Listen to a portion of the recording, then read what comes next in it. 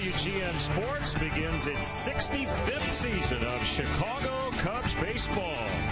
Today, the Cubs play the Milwaukee Brewers in Cactus League action. We welcome Cub fans from all over the country watching on WGN America, America's home for baseball.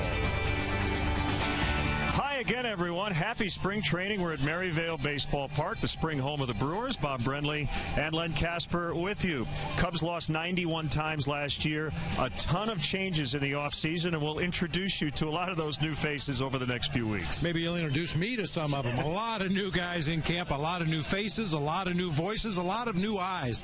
And personally, Len, I think that's what this organization needed. A little different look, a little different feel, and certainly the vibe in spring training has been outstanding. The guys have been working very hard every day, and hopefully that'll result in more wins during the regular season. Yeah, certainly the tone has been set by the new president of baseball operations, Theo Epstein, and his front office staff. And the new manager is Dale Swain, a former first-round pick of the Brewers. I know it's spring training, but he wants to beat the Brewers today. I think he wants to beat everybody, but especially the Brewers. Hey, it's kind of funny you get a new coaching staff in here. Guys have come from different places.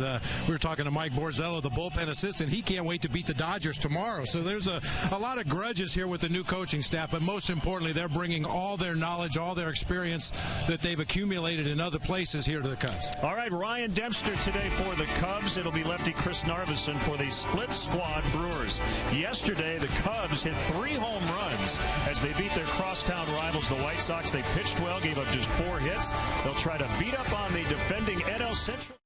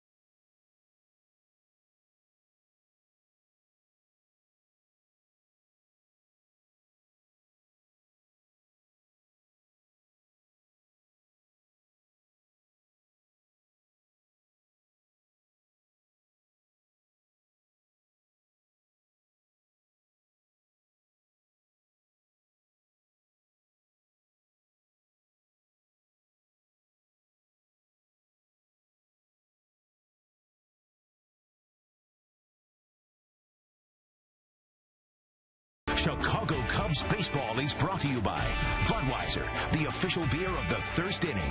Great times are on deck. Grab some buds. Pepsi Max, the official soft drink of Major League Baseball. 0 calories, maximum Pepsi taste. And by Ford, manufacturers of more fuel-efficient vehicles than any other brand. Check them out at your local Ford store or online at localfordstores.com.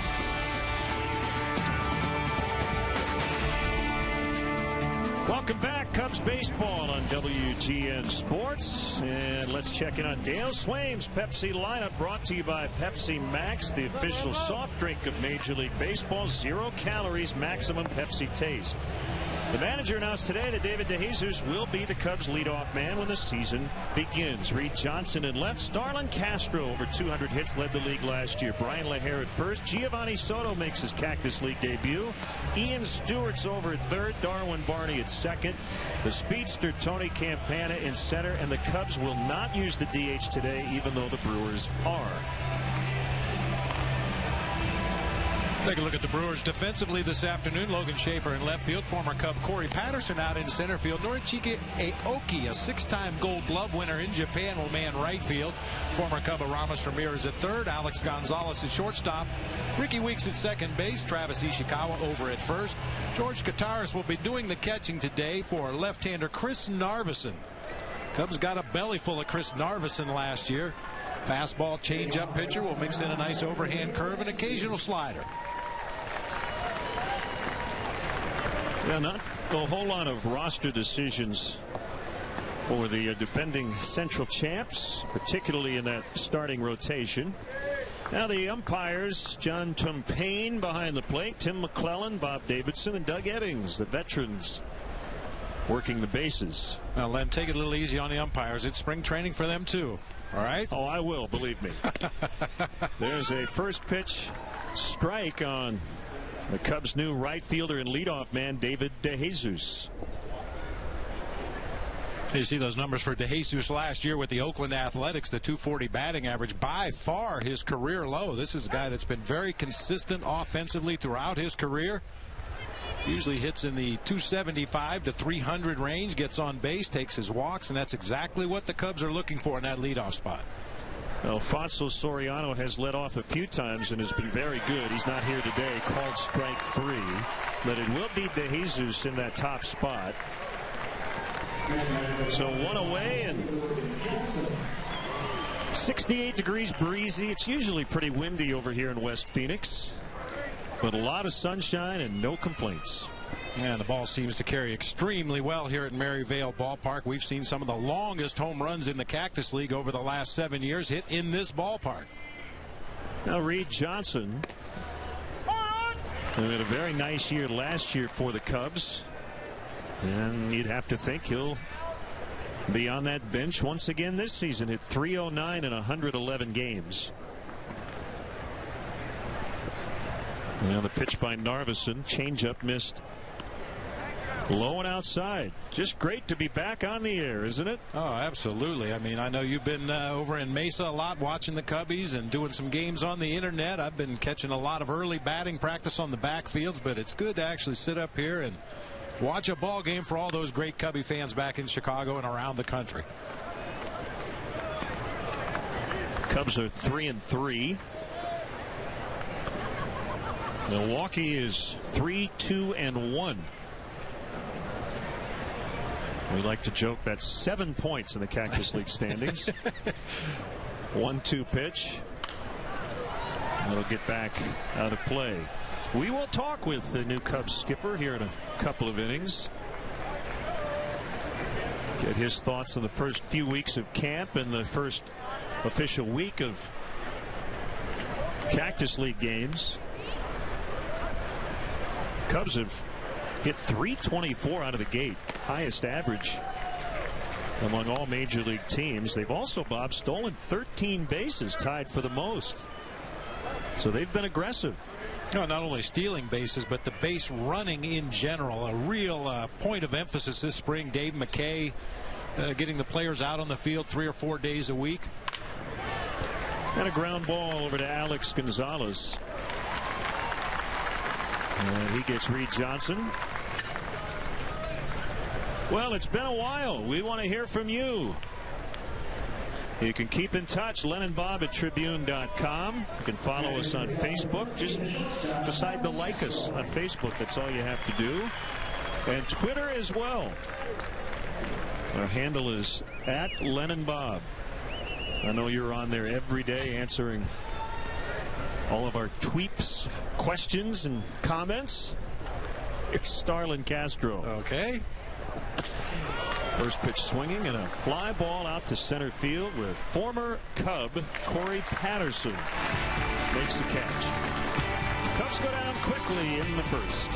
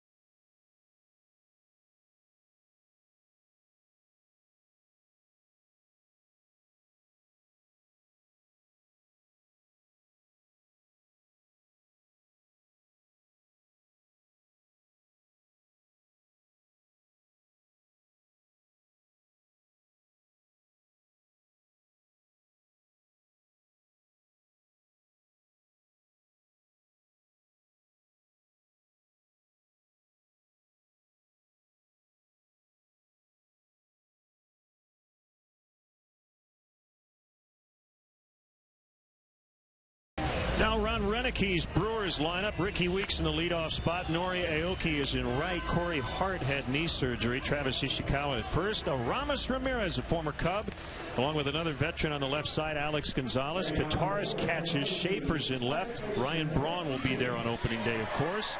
The DH for them is Mike Rivera, and Corey Patterson brought over from minor league camp because it's split squad day. Let's take a quick look at the Cubs defensively today. Behind Ryan Dempster, brought to you by Pepsi Max, the official soft drink of Major League Baseball. 0 calories, maximum Pepsi taste. Johnson in left, Campana in center, DeJesus over in right field. It'll be Ian Stewart, Starlin Castro, Darwin Barney, and Brian LaHare third to first. Giovanni Soto with his first Cactus League action. Behind the plate today for veteran right-hander Ryan Dempster. It was a rough year for Ryan, and he really, Bob, spent most of the year after April trying to whittle down that ERA, as that one is hammered into deep right center. It's going to split the gap out near the 400 sign for Ricky Weeks, and that'll be a leadoff double for Weeks.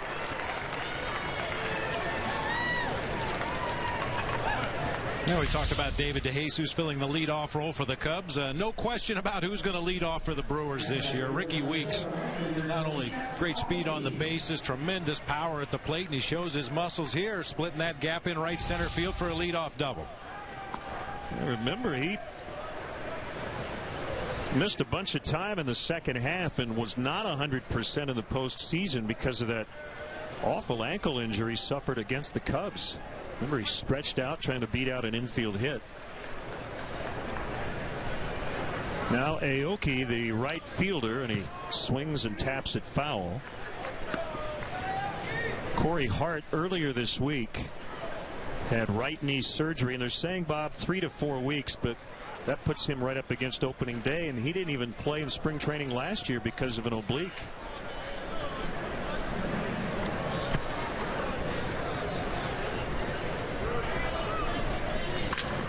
High fastball, and Castro will just get Aoki over at first with Weeks now at third. You might see Ryan Dempster mix up his repertoire a little bit more here today and throughout the rest of the spring. He might have worked on his fastball too much last spring, and his other breaking pitches and off speed maybe weren't right where he wanted them when the regular season started. Well, you bring up a good point, Lennon. It's not unusual for a veteran pitcher like Ryan Dempster, especially when he's facing a team that he's going to see a lot during the regular season, to maybe show them something a little bit different. Maybe not go with the normal routines that he would during the regular season, just to kind of give the Brewers something to think about here in the Cactus League.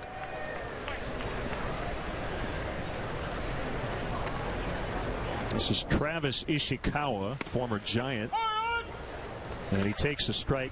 Cubs have their infield about halfway in.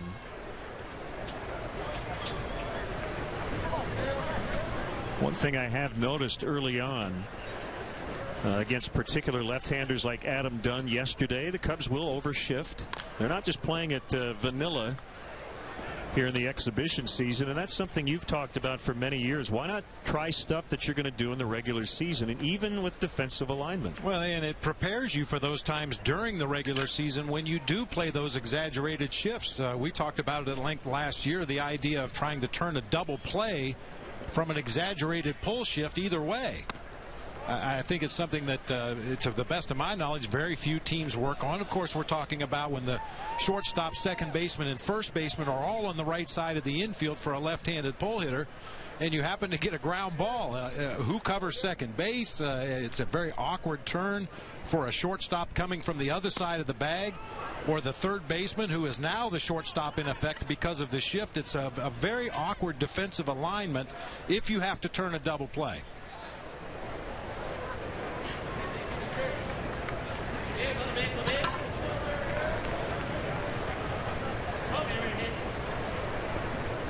To the count on Ishikawa. Here's Dempster's next pitch. Good block by Soto. Gio in action for the first time. Had a little groin soreness that would not have kept him out of regular season action, but this early in the spring you take your time. and he's back today. Especially with the catcher who figures to get the bulk of the playing time behind the plate this year and be a big part of the offense as well. You have to make sure that when the season starts, he's 100% and ready to go. Another good block. That is ball 4. But he keeps Weeks at third. And here comes Aramis Ramirez. Yeah, you know I'm always partial to those guys wearing the gear, Len, but it's no accident that Giovanni Soto, 2 perfect blocks right there to keep that ball from going to the backstop. Jamie Quirk, the bench coach, who also will work with the catchers during the regular season, along with Mike Borzello, the bullpen assistant. Spend a lot of time every day with the catchers in the bullpen, either physically blocking balls in the dirt or talking about issues you have as a catcher blocking balls in the dirt. And even though it's very early in the Cactus League, we've seen marked improvement in that particular area. Okay, then. First pitch from Dempster to his longtime teammate got away a little bit.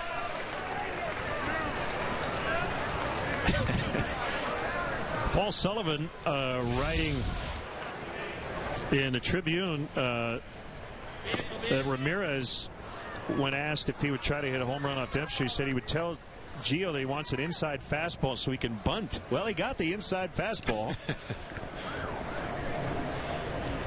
2-0.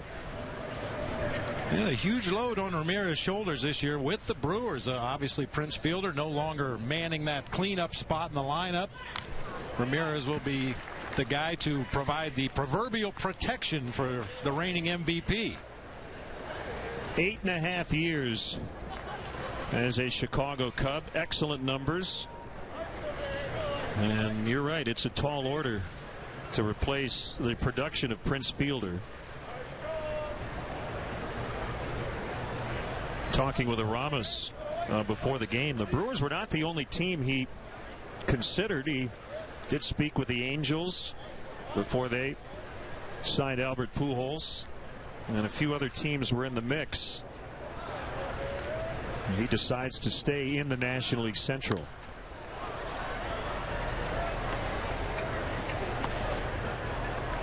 I thought it was just because he loved brats. That's another good reason. Lowest common denominator. Why Milwaukee? They got great brats up there.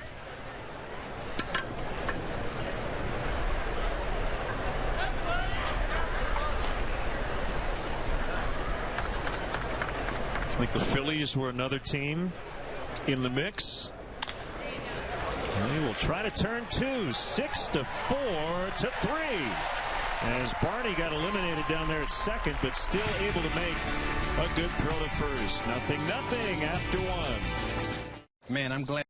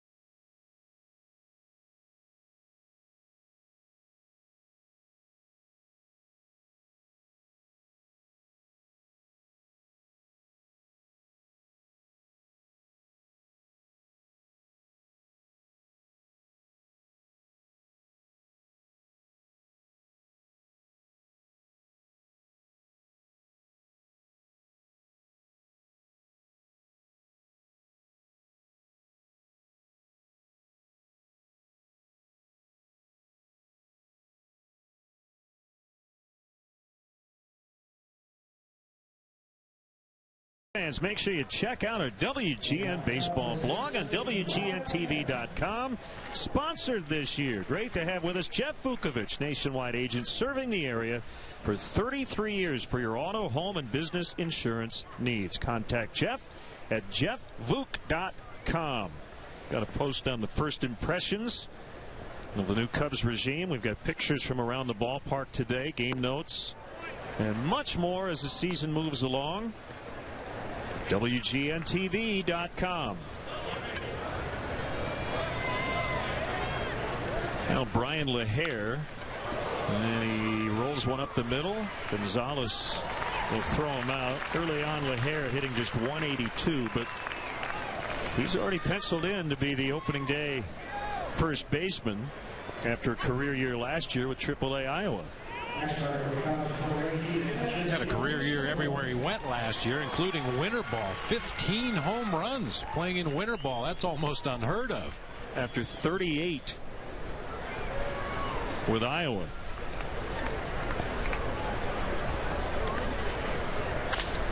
Soto with his first at bat of the spring, and it's Gonzalez again. Man, he's good. Yeah, he's really good. And I was just thinking that after the first play on Brian LaHare. He's has that amazing ability to throw the ball from almost any angle, whether he's going right, left, coming in, going back.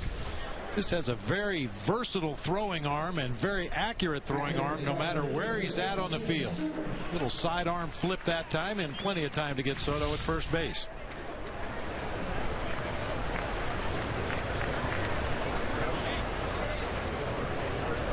Another new member of the team, Ian Stewart, who was involved in the classic trade of two guys who probably just needed a new uniform. Tyler Colvin and Stewart were the main guys in that deal. Both really struggled at this level last year. 0-2. 48 games with the Rockies. And hit just 156. And, you know, we talked about pressure on Aramis Ramirez replacing Prince Fielder's offensive production. Well, there's pressure on Ian Stewart, even if he doesn't feel it, but trying to replace some of that third base offensive production of Aramis Ramirez.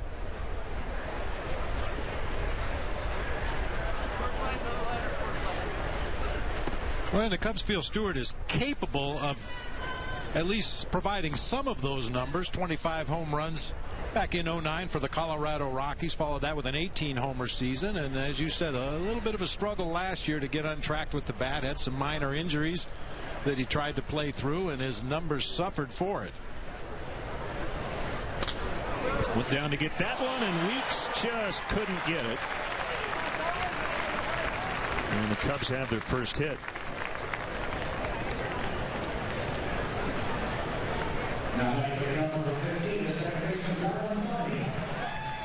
A lot of changes in the coaching staff, as we've mentioned, and we'll continue to mention throughout the spring training season here in Arizona. But the guy right there in the back of your picture, Dave McKay, came over from Tony La Russa's staff in St. Louis. Widely regarded as one of the best base running instructors in the game. He's been around some of the best, and his influence has been felt heavily already in this camp. I started to mention it earlier, the base running, the emphasis on base running fundamentals, and rather than just have the players get their conditioning running on the outfield warning track or run circles or get on a treadmill, 3 or 4 days a week they use base running as their conditioning, not only getting their legs in shape, getting their wind down here in the desert, but also concentrating on hitting that corner of the base, cutting those corners sharply, not only going from first to third, from second to home. I think we're going to see a much improved base running team this year. The Cubs staff is very specific about where to hit the bag and with what foot. If you round first base, you're supposed to hit that inside corner with your right foot, and if you don't, you'll be reminded of it by Dave McKay. Dave McKay was telling me before the ball game today they went so far as to measure in steps. If you make a proper turn going from second base to home on a base hit, if you hit that inside corner of the bag with your right foot as opposed to hitting the middle of the base with your left foot, it adds 15 feet to the run between third and home. And as we know, that makes a big difference on those bang-bang plays at home plate. Barney flies out, and that ends the inning. After an inning and a half, no score from Phoenix.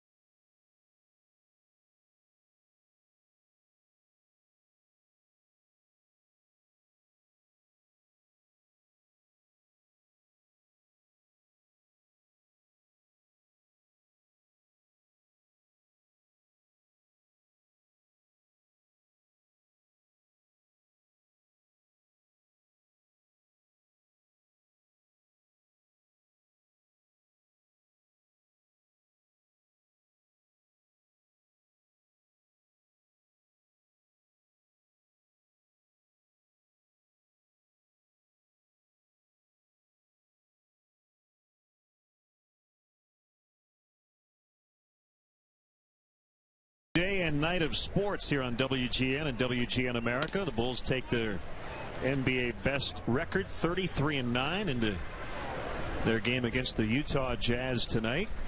Well, I caught Derrick Rose's game-winning shot the other night against Milwaukee. Wow. He is something. He's pretty good. He's pretty good. Reigning MVP.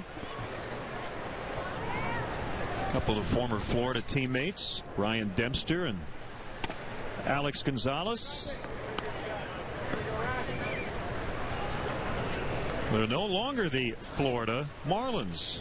They are the Miami Marlins. And we'll see them pretty early on the Cubs' first road trip in April. Brian LaHare will make the grab.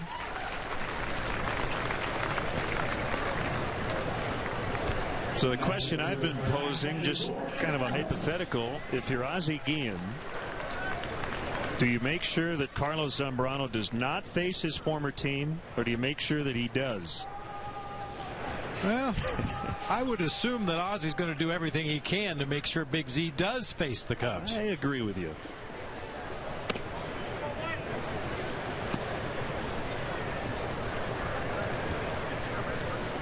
I understand they're having some issues with that work of modern art just to the left of straightaway center in the new ballpark. Yeah. Apparently it's a very easy target for home run hitters. Yeah.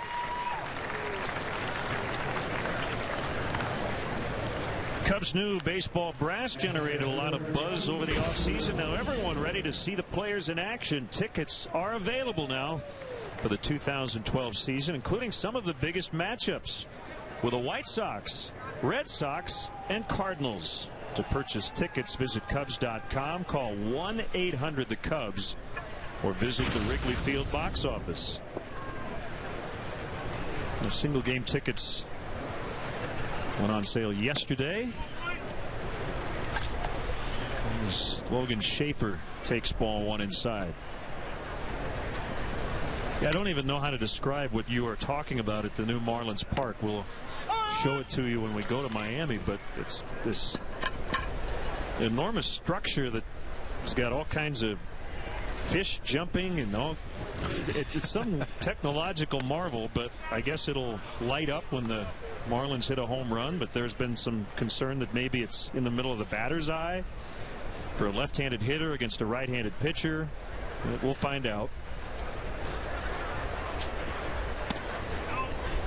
Well, there's a pretty good chance if it bothers a left-handed hitter against a right-handed pitcher, it's going to bother the catchers. That's one thing they never take into consideration when they build new ballparks or put new signage in a ballpark. Can the catcher still see? Can the umpire still see? You know, the batter standing up there, 6 foot tall, whatever he may happen to be, his perception is a little different. The background is different for somebody who's standing upright in the batter's box as opposed to the catcher and the umpire who are working out of a crouch. A lot of times things that don't bother a hitter do bother a catcher and an umpire. The other thing they forget about, bullpens and broadcast booths. Schaefer's safe as Laher could not cleanly field that bouncer. So the inning will continue. It'll bring up the DH, Mike Rivera. A lot of very fast, occasionally bumpy infields down here in the Cactus League. As you can imagine, they take a great deal of sun. It's hard to keep the fields in good condition. That'll be ruled a base hit for Logan Schaefer as that ball took a bad hop right at the very end for Brian Laher.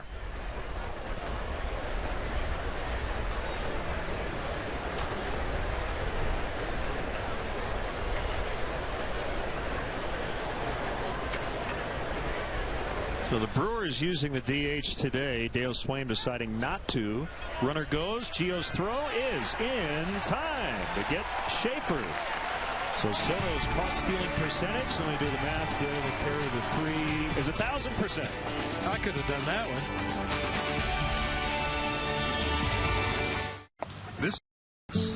The day starts with arthritis pain, a load of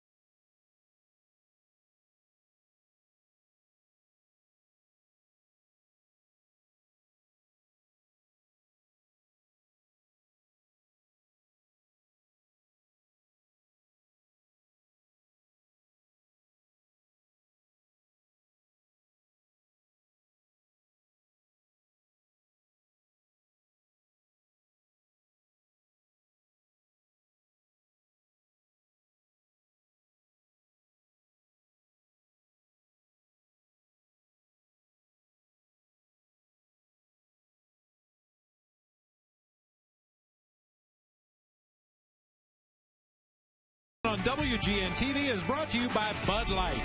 It's a sure sign of a good time. Here we go. Boy, buckle up, partner. That's one of those pink Jeep tours through the desert you get down here. Man, who needs a road? Just make one yourself. Tony Campana got knocked out in the first round of the Cubs bunting tournament. And we'll talk with Dale Swain more about that tournament that's grabbed some headlines. That's not what Tony wants to do. He's trying to really focus on hitting the ball on the ground, not hitting it in the air. That's not where he's going to make his money. One away. Yeah, Tony worked very hard this winter to get a little bit stronger, but not to try to hit the ball over the outfielders. He just wants to be able to drive it through the infield, maybe find some gaps from time to time. But you're absolutely right, Len. His game is keeping that ball on the ground, taking advantage of that blazing speed. Here's Ryan Dempster. He'll get some at bats now. And hey, we found that Marlins Park home run structure. Show it to you here after the pitch. You can see what we're talking about. There it is. They've got flamingos and marlins and sunshine and birds and Kind of a combination of Walt Disney and Jacques Cousteau. And Sergeant Pepper.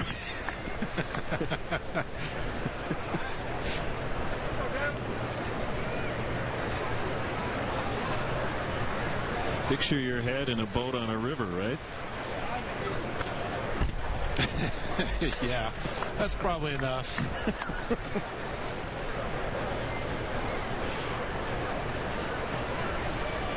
Well, you spent a lot of time down in Florida, Len, and I got to believe that for the baseball fans in South Florida, this is a much welcome change for them. Oh, having a retractable roof is huge. Other than maybe the first 3 weeks in April, it's not comfortable to sit outside when it's 91 with 100% humidity. And we've talked about it many times on the air as well. As a visiting team, or as a home team for that matter, you rarely get to take batting practice on the field because of those afternoon thunder showers. Second strikeout for Narveson. So first time through the Cubs order. He's given up just one hit. And it brings up to Jesus. Caught looking to lead off the game. Hey, we want to say hello to Wayne and Judy Metcalf watching today on WGN America in Waterloo, Iowa. Great to have you with us for another season of Cubs baseball.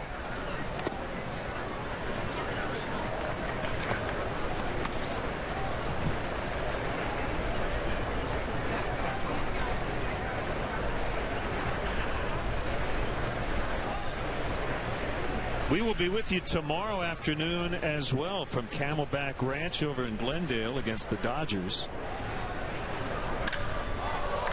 Way up in the air, pretty well hit, but not going to go anywhere as Patterson makes the catch. We will chat with a new manager, Dale Swain, when we return.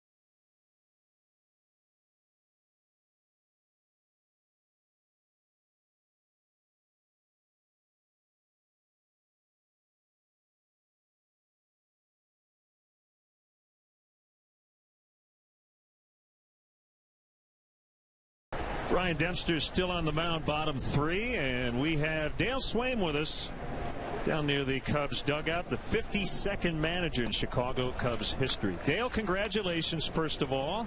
Thanks, guys. And here we go. I know that getting these games going here about a week ago, everybody wanted to start playing somebody else, right?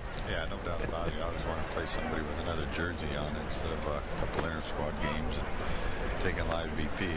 It's nice to play somebody else. How would you characterize overall how camp has gone to this point? Well, I think it's gone, better than I expected. The guys have been giving an incredible effort, and the fundamentals, the defense has been really good up to this point. And situational hitting, I think we've been pretty much 100% on situational hitting, and the effort's been incredible by the guys coming out early, doing a lot of early work, a lot of bunting, a lot of stuff going on. So they've been doing a great job.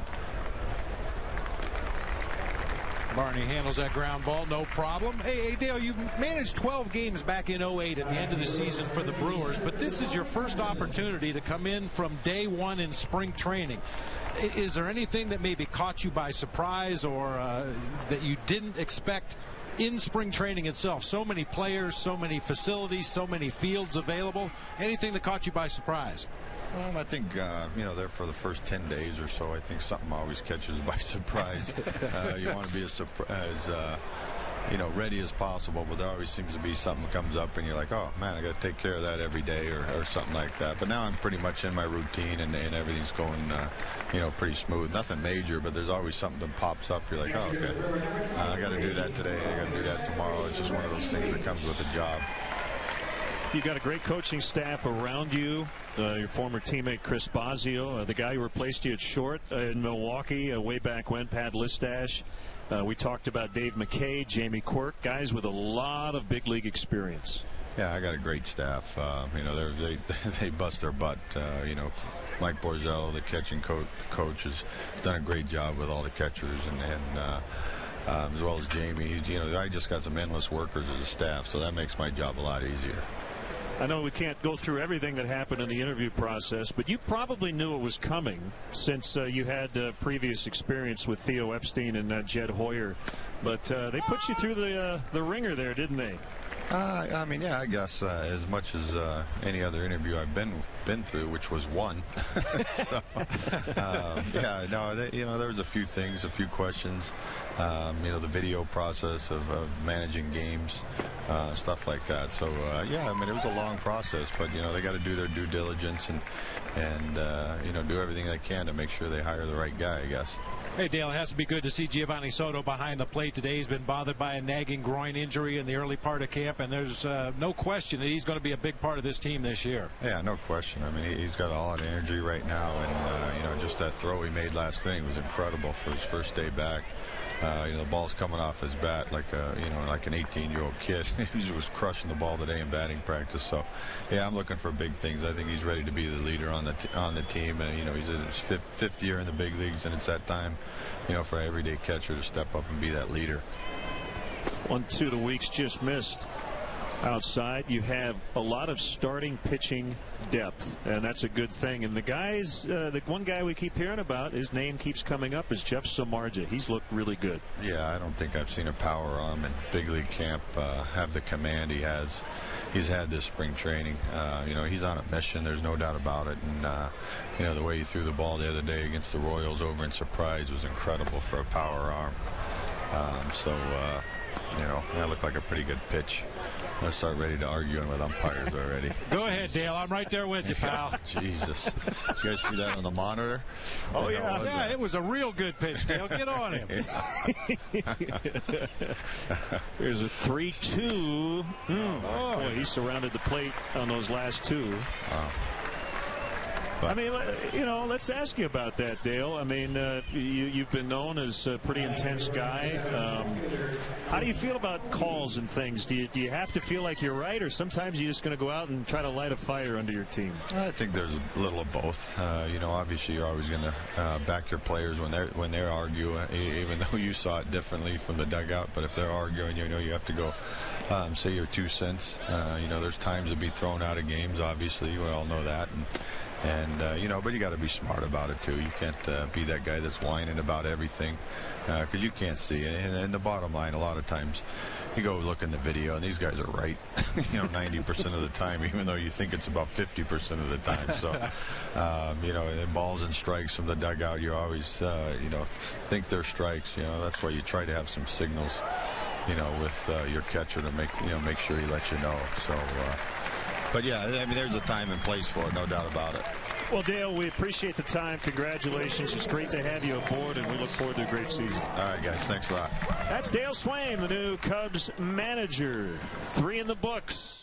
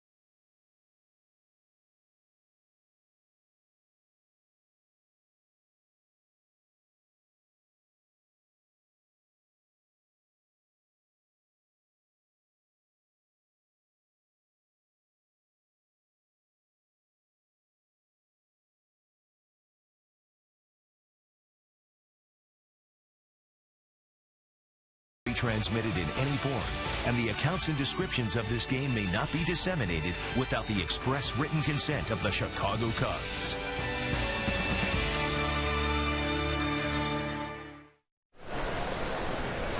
Welcome back, Cubs and the Brewers here, and good to have with us longtime Milwaukee Brewers beat writer for the Milwaukee Journal-Sentinel, Tom Haudricourt. And Tom, you know Dale Swain as well as anybody. You started working the beat right as he began his major league career, and longtime coach with the Brewers. So we wanted to get your take on the new Cubs manager. Well, I think he's one of the best baseball people I've ever met. He's so smart. Whether he's a manager or a bench coach, he's always an asset to have on your team because he just knows the game so well. I used to just like sitting with him and not taking the pad or pen out, and just talking ball with him. We just had him on, and Ryan Dempster's 2-2 pitch looked like a pretty good pitch, and we saw some of that fire. We heard some of it on our air. Yeah, he's going to fight for you. He's definitely going to fight for you. The players are just going to love him because he'll have their backs. Now Reed Johnson here in the fourth. Ryan Dempster and Chris Narveson have been sharp here early on. Well, he was in the mix for not only the Cubs job but the Boston Red Sox job as well, and really seemed like it was just a matter of time before he got to this level as a full-time skipper. Once he took over as the Brewers interim manager, those last 12 games in 08 after Ned Yost was let go and helped them get to the playoffs and then managed in the playoffs. We always knew that he was meant to manage, and he was going to get a job somewhere someday. I want to go back to his playing days because there are, I'm sure, many Cub fans who are not familiar with his career. He was a switch-hitting infielder, played a lot of shortstop. He was a first-round pick. Right. But early on in his career, and I believe it was in Detroit, he had a nasty collision, suffered a broken leg, correct? He did. Changed his career. As a rookie, batting ninth, we had the DH back then, and we were in the American League. The Brewers were in the American League, and he was batting ninth. He had 25 homers and drove in 95 runs as a rookie, batting ninth. And he was going to be a star. And as you said, in Detroit, he was playing shortstop, went back to catch a pop-up, collided with Darrell Hamilton, got kneed severely in his lower leg, broke both bones in his lower leg, and they didn't heal right, and he never was the same. But I think it also says a lot about Dale's career. That was 1988. He played parts of major league seasons for the next decade plus. He did. I mean, a lot of guys would have been done. Right. And it might have set the stage for him to get into coaching and managing because he became a part-time player instead of a full-time player. And like most managers and coaches, they learn the game as players. And he just had to pay attention so much and learn the game so much just to hang in there. Well, I think it's a great perspective for a manager to have a guy who was a can't-miss prospect, a superstar waiting to happen. Unfortunately, the injury occurred, but then he had to learn how to be a part-time player, how to be a bench player, and obviously as a manager, those are things you have to deal with both kinds of players on a daily basis. Exactly, and he's so good at that.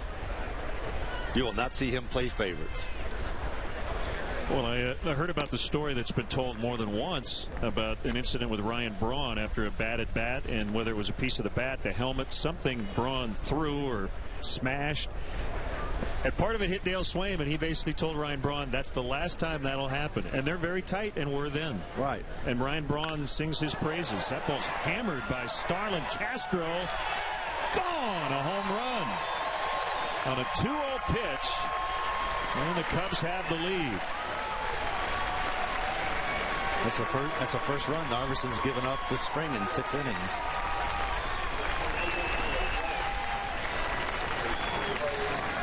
Very encouraging for new skipper Dale Swain and for Cub fans watching today. Starlin Castro, a young man, obviously had a tremendous season last year, but people were wondering, where's the power? Where's the power?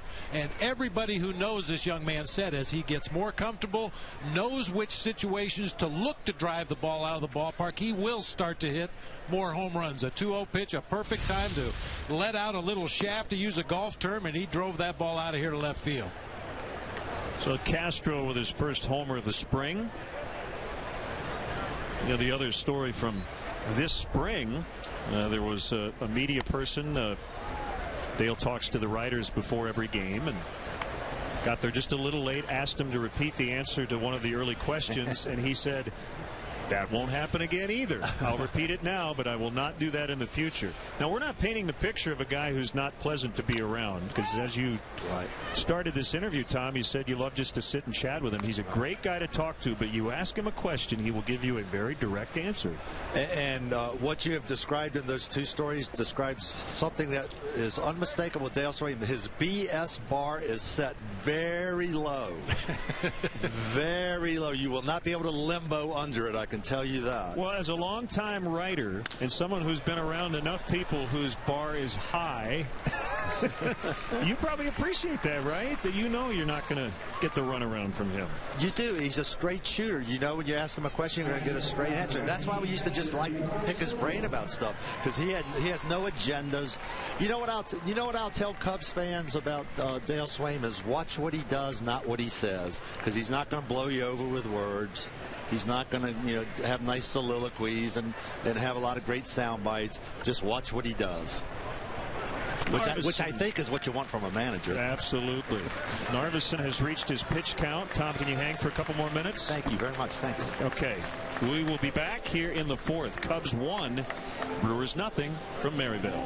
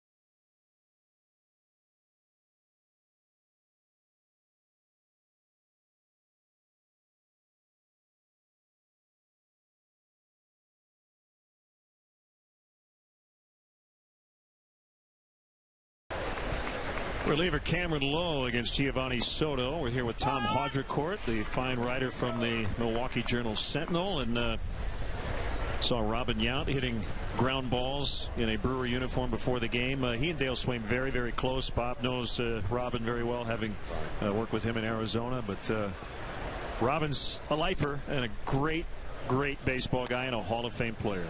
And he and Dale Swain are attached at the hip. I think they live close to each other. They hang out whenever they can. Dale Swain, I'm sure, will tell you much of what he's learned about baseball came from Robin Yount. You can't have a finer friend involved than Robin Yount, I don't think. I don't think you'll get any disagreements from my partner. No, not at all. Robin Yount was on my staff there in Arizona, and a tireless worker, a great zest and enthusiasm for the game, a tremendous teacher. I think a lot of times great ball players don't necessarily become great coaches, but that's not the case with Robin. Right. And Robin comes to our camp and he works. He's not a ceremonial coach. He doesn't lean against the fungo bat. Tom, always a pleasure. Thanks for the time. We'll see you a lot this year as always. Thanks, Bob. You got it. Starlin Castro with a home run. Cubs lead 1-0.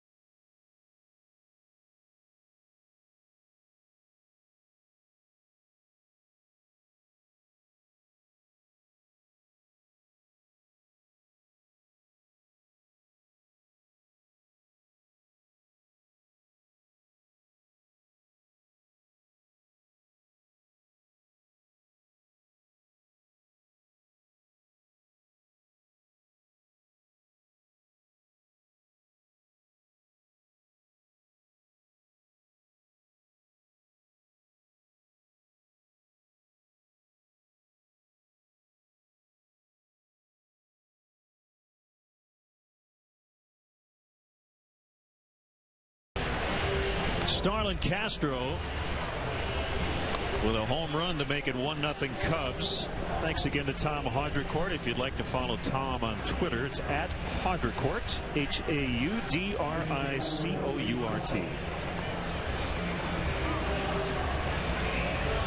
A lot of Cub fans here cheering on their team, even though this is the Brewers' home park. And maybe you can explain this better than I. Chicago time tomorrow will be on at the same time.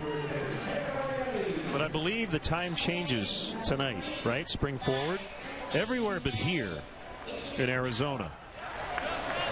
But the game here tomorrow locally starts an hour earlier. So for you, Bob Brenly, the game starts at noon. For everybody else in Chicago watching us right now, it'll still be 2 o'clock. Cubs and the Dodgers. You got it? You've got me so confused I'll probably be late tomorrow. Travis Ishikawa against James Russell flies out to Reed Johnson. James Russell figures to take on a much more prominent role in that bullpen this season. He had his issues as a starter last year. In an emergency, he was forced into the rotation and struggled mightily, but as the season progressed, he became a real weapon out of the bullpen from the left side. And of course, with Sean Marshall being traded to the Cincinnati Reds, James Russell figures to plug that late inning left-hander role.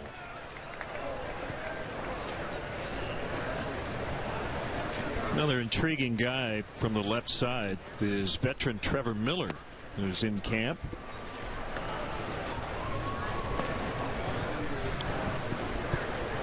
Well, unlike last year when Sean Marshall and Kerry Wood kind of split the 7th and the 8th depending on the matchups that day, the plan going into the year is that Kerry Wood will be the 8th inning setup man for Carlos Marmol.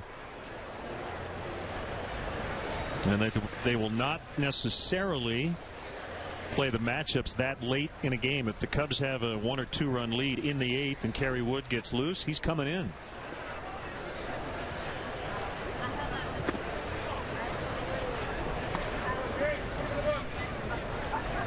Ramirez hit into an inning-ending 6-4-3 double play in the first inning. Nice job by Ryan Dempster with 3 scoreless today. Fouled back.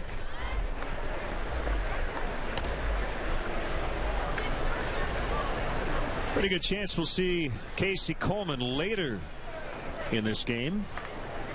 Casey right now hiding behind Wellington Castillo, but he's in there. There's Casey, fighting for the little bit of shade that they have down there in that bullpen down the left field line. They put up a little bit of a tent for the guys to give them some relief from the Arizona sunshine. Called strike 3. Good breaking ball from James Russell. For what I've seen from James Russell in the early going this spring, this is a pitch last year that he just tried to throw for strikes.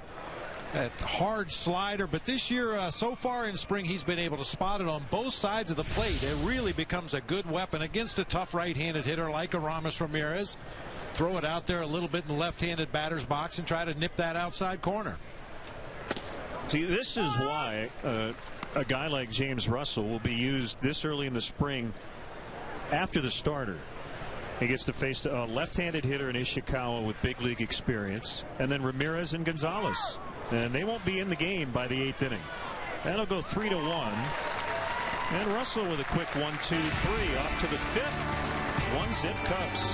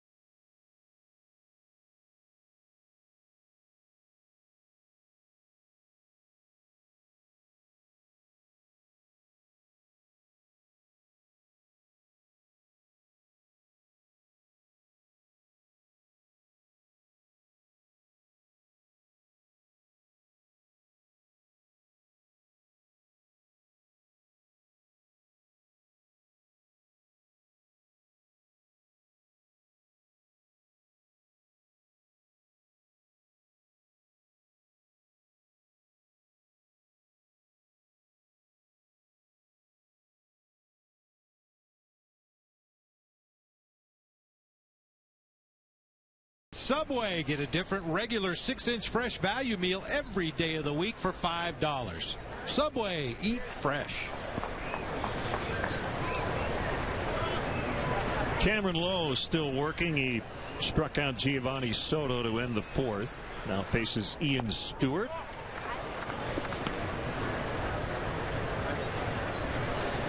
You see new Cubs. And you got to get used to, okay, Ian Stewart, number 2. When I think of number 2, I think of Ryan Theriot. And he's with the Giants. I saw a picture the other day on the internet of Ryan Theriot and Mike Fontenot turning a double play wearing the black and orange of the Giants. It looked weird. How about Mike Fontenot 2 years ago got a World Series ring? Ryan Theriot last year with the Cardinals. And the Giants have to be overjoyed. I believe Buster Posey was due to get his first Cactus League action today. Maybe it was yesterday. I know he was scheduled to play at some point here over the weekend. Whatever it is, they're very happy to have him back. You know, speaking of Buster Posey, they, I believe, have told him not to block the plate to avoid another nasty collision like the one that knocked him out for the year last year in late May.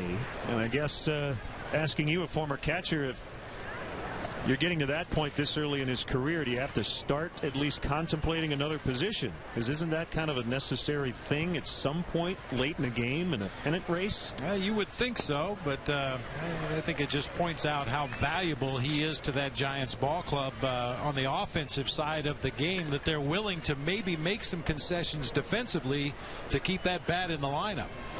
You know, some of us told me to block the plate even when there was no play. So not sure exactly what that means.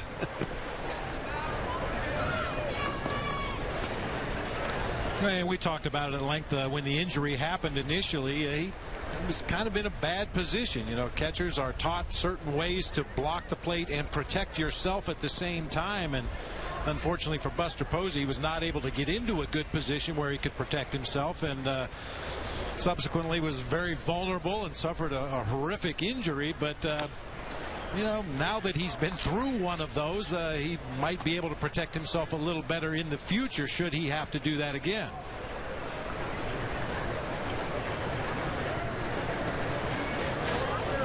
And great job by Ryan Dempster today in his second spring outing.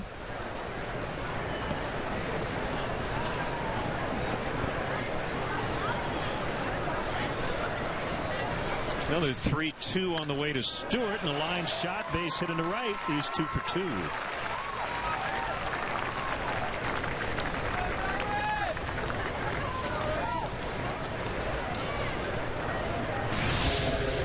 Cubs a little more left-handed heavy in that starting lineup this year, or they figure to be, with Ian Stewart and Brian LaHare on the corners.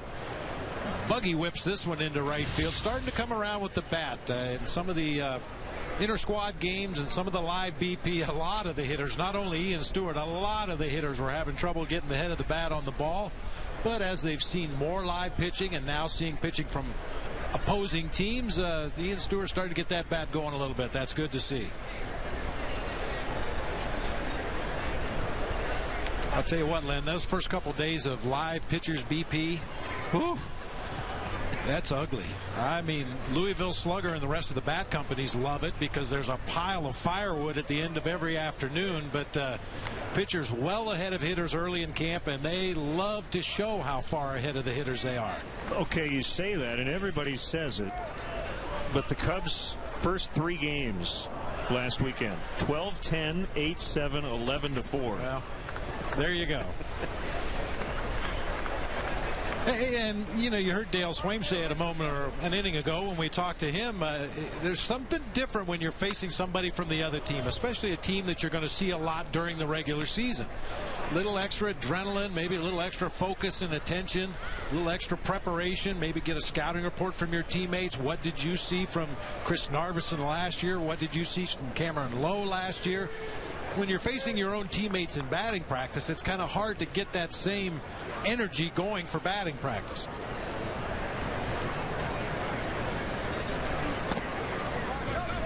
1-2 on a bulked up Darwin Barney.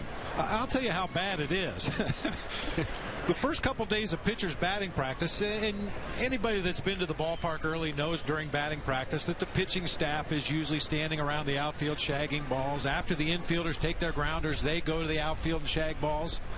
For the first couple days of live pitchers batting practice, they had one video coordinator standing in center field, and I don't think he moved for a half an hour. That just nobody can put the ball in play with any kind of authority. So you can free up those guys to go do other drills, go work on other fundamentals, because you certainly don't need a lot of shaggers for live pitching batting practice.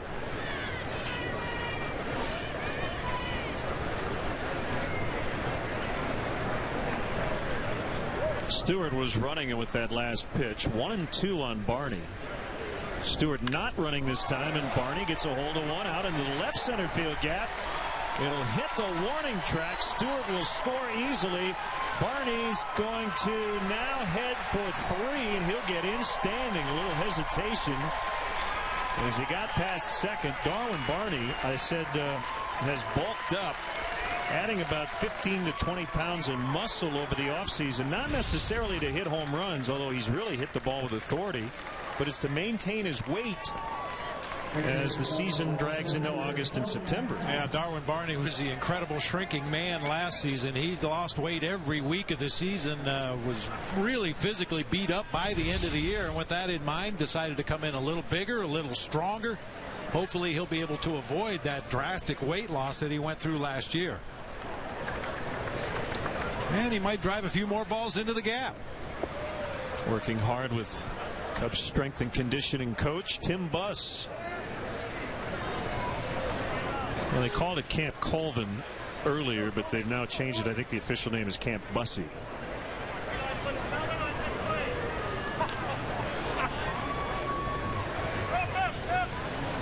And they appealed over at first to see if Barney missed the bag.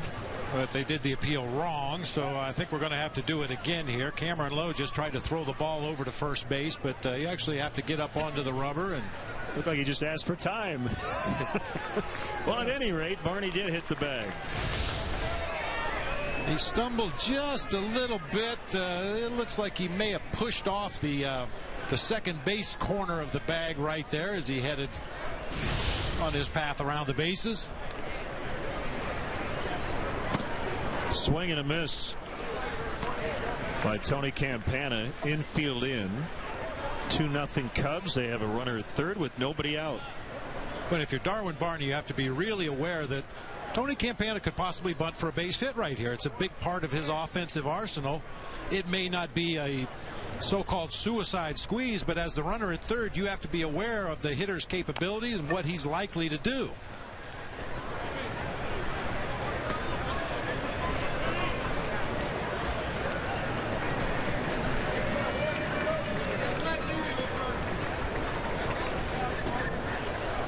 Campana ended up spending most of the year with the Cubs last year, but there are no guarantees this season. Got another speedster in the outfield, and Dave Sapelt, who came over from the Reds, trying to battle for a spot. Ground ball to short. Gonzalez will get the out and keep Barney at third, at least for now.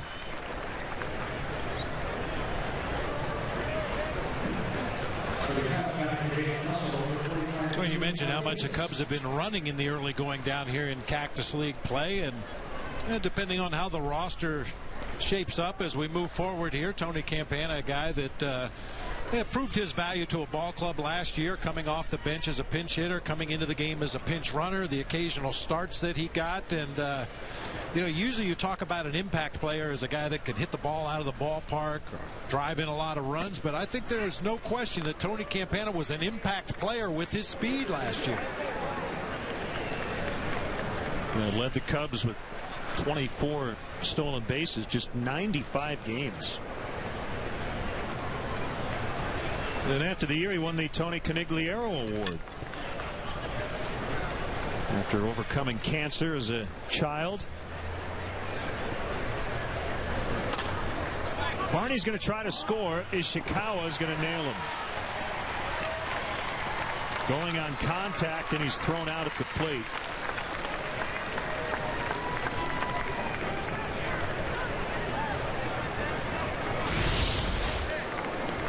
You'll see here as contact is made, Barney is off with the crack of the bat. The idea that you're going to force the defense to make a perfect play to get you at home plate. Ishikawa with enough time to get the ball to George Kateris. Nowhere for Barney to go at home plate. By the way, that was Adrian Cardenas, an infielder, batting for James Russell. So he's at first. And it's DeJesus with 2 outs. Well, another thing Dale Swain said the other day is 2 Cubs got picked off in one game, and he said your second instinct is always wrong. He said go with your first instinct. He would rather have had those guys get thrown out at second, not at first. Changing the mindset, the idea of if you're going to go, go. Because if you go, then you stop and you go back, you're going to get thrown out. So he didn't have a problem with the fact that they were out. He wants them to make good decisions. I'm trying to remember who the catcher was, but 2 fantastic plays. Kurt Suzuki made 2 really good plays behind the plate. Catcher makes a good play, so be it. But make good decisions.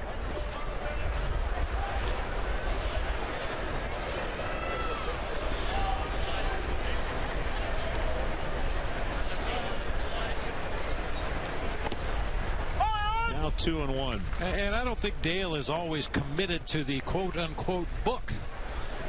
Talked to him a little bit earlier this spring about the old saying, you never make the first or last out at third base. Well, there are situations where he would rather see his runners be aggressive, even if they happen to get thrown out at third base to end an inning or to make the first out at third base. If as you said, if the runner makes the decision to go, it's his first instinct to go, and the defense makes a perfect play to get him, well, you tip your cap, you move forward. I think more than anything else, it's Dale Swain trying to get the Cubs base runners to think more aggressively. Don't be content to run 90 feet and stop, run 90 feet and stop. Think 90 feet ahead of where you think you might be, and that way if the defense juggles the ball, there's a mishandled relay throw, you're already on your way to that next base. You don't have to re-accelerate to get there. This will end the inning as Ricky Weeks gets to Jesus. Darwin Barney with an RBI triple makes it 2-0 Cubs.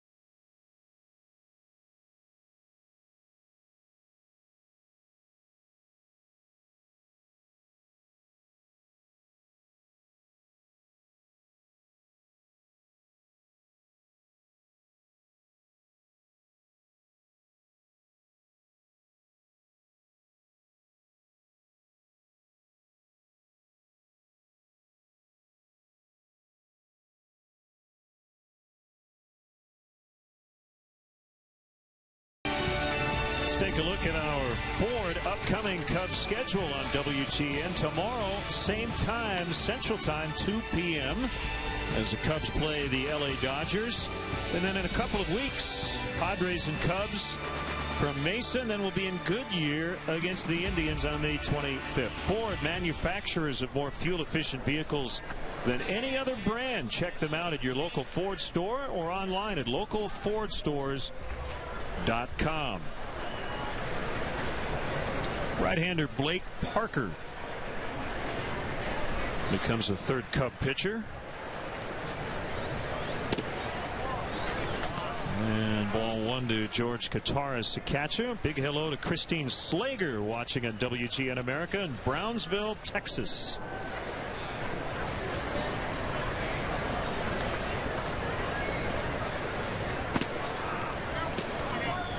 Also, congratulations and a big Cubs hello to Tyler Sublette and his very soon-to-be bride, Mary Elizabeth Barden, getting married later this afternoon. Tyler's an assistant baseball coach at Saguaro High School over in Scottsdale. I've known his family for a long time, and hopefully we'll be able to make it to the ceremony if this game keeps moving.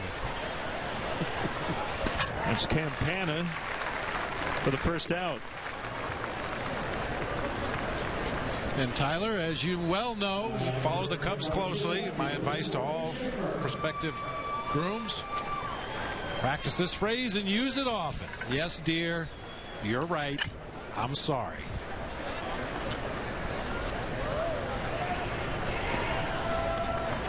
I would like to impart those words to my new brother-in-law, Dan Sino, who and my sister Amy got married a few weeks ago. I got to get him that T-shirt. Schaefer will stop at second. That's a double.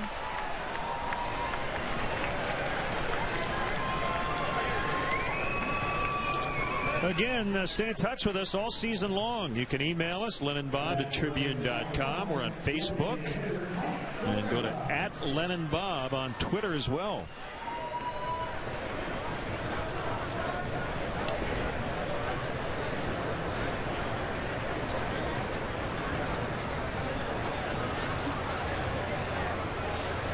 Tying run at the plate.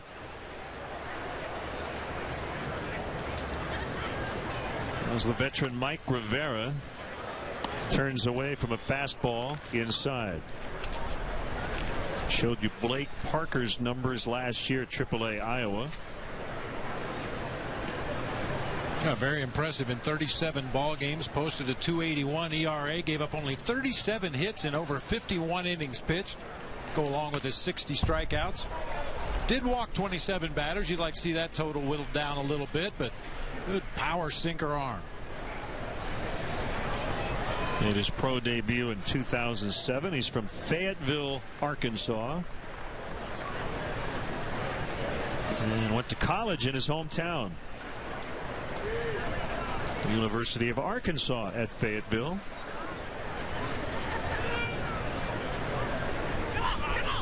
Now Schaefer dancing off second base forces Parker to step off.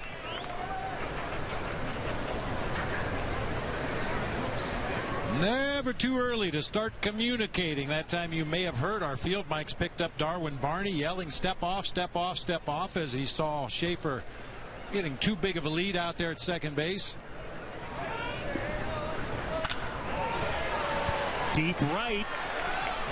And DeJesus on the move, makes a nice catch, gets it back in quickly. Schaefer was not tagging, so he'll stay at second. David DeJesus, a very good outfielder, and he shows you why. Well, covered a lot of ground that time. That ball was smoked toward the gap in right center field, but DeJesus never took his eye off the ball. Not only makes a fine running catch, but quickly hustles it back into the infield to make sure Schaefer could not retreat back to second base and tag in advance. I'll have to look. I don't think David's ever played at Wrigley Field as a former Royal and Oakland A, so there will be an adjustment period playing right field at Wrigley. But I'm sure he's already had a few chats with Billy Williams, a Hall of Famer who's in uniform here in the spring. And we talked at length about Dave McKay and his work with the base runners in Cubs camp this spring. He also works with the Cubs outfielders, and I think I told you about it earlier in camp, Len, how much time they spent working on balls in the sun. Not only fly balls right at you directly in the sun, they shot them to their left, they shot them to their right, they had them coming in, going back, learning how to play that sun, which is going to be vitally important with all the day games at Wrigley Field this year. Yeah, he has never played a game in the friendly confines, but that will change.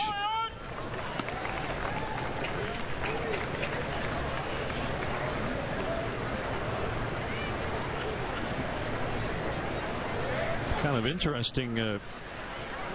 David DeJesus was already in Illinois before he signed with the Cubs. His wife is from Wheaton, and that's where they live. That could be a bit of a commute.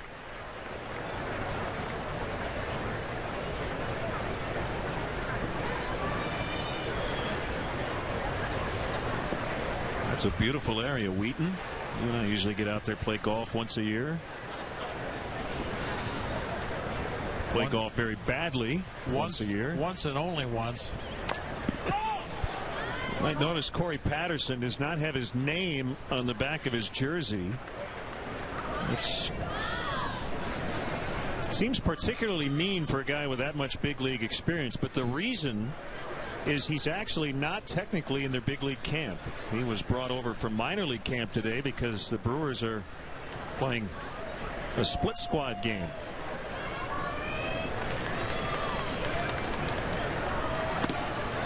Could not get the high fastball. Good hop on that heater at 93 from Blake Parker.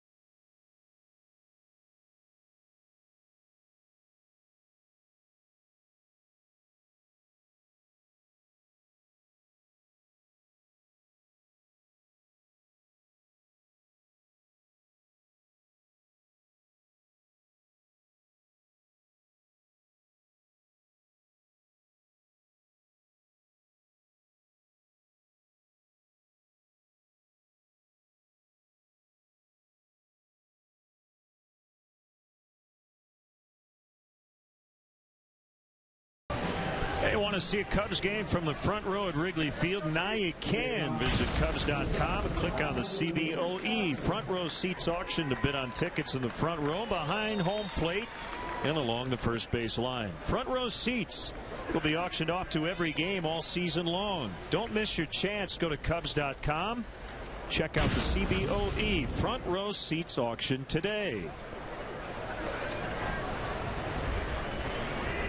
What a year John Axford had last year. Brewers record 46 saves. He was the National League Rolaids Relief Man of the Year.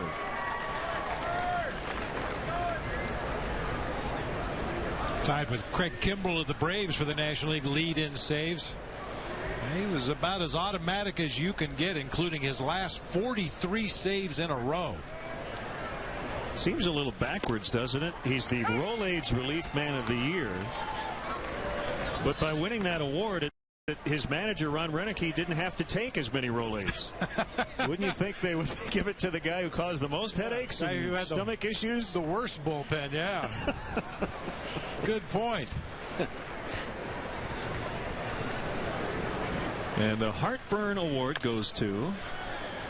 Oh, you were talking about Dale Swain being very aggressive on the bases. I think he took a page out of Ron Renicke's book, who did a great job in his first year as the Brewers manager.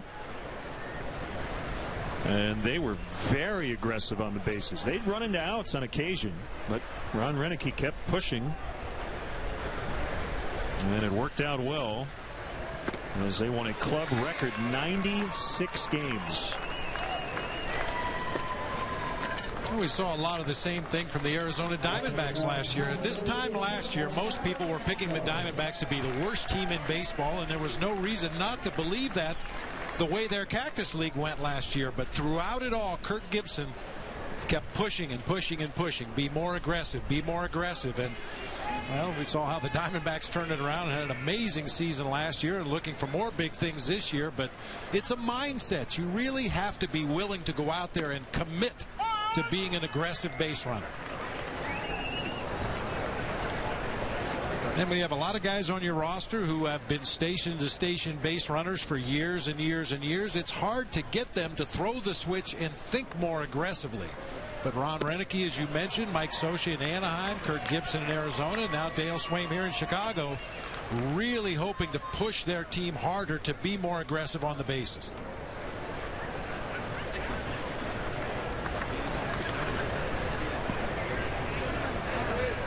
0-2 on Castro. You rarely see Starlin take a awkward swing like that last one, and it was not an awkward cut back in the fourth inning off Chris Narveson. We got a high fastball and a 2-0 count. Castro snuck into double digits last year with his 10 home runs. I believe that's just scratching the surface of what he's capable of doing as a power hitter. The youngest NL player ever to lead the league in hits last year, 207. John Axford looks to be in mid-season form here. You know, and for those of you who are wondering why would Ron Renicke bring his closer into a ball game in the 6th inning when he's trailing by 2 runs, it's pretty much standard operating procedure in spring training to get your closer into the ball game where he can face major league hitters. We saw Dale Swain do it with Carlos Marmol the other day. As I said, very common around baseball. I happened to be sitting in the stands and was a fan questioning Dale Swain's baseball intelligence for bringing his closer into the game in the 4th inning. I had to explain to the gentleman why you do that, and it's what you want. It doesn't really serve a purpose to bring your closer into the 9th inning of a ball game facing a bunch of guys that figure to open the season in Double-A ball. You want to see him against major league hitters. Well, they go 1-2-3 as Leher grounds out, but the Cubs lead 2-0.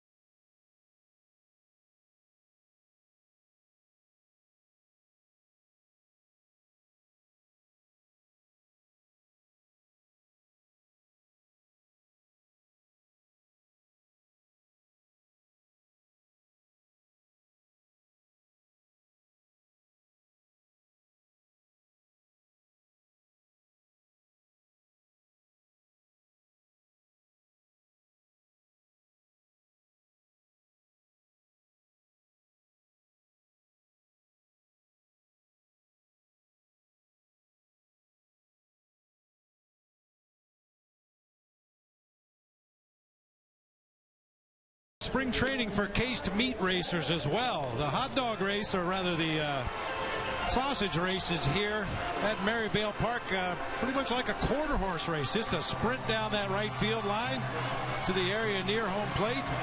Hot dog edges out chorizo, which I'm sure made Maricopa County Sheriff Joe Arpaio very happy.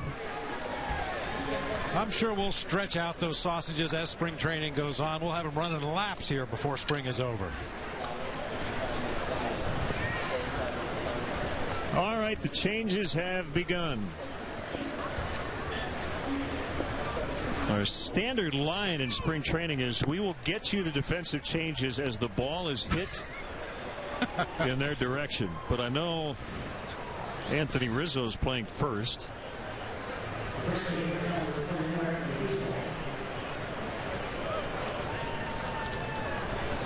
Blake Parker in his second inning of work leaks a fly ball out to Tony Campana.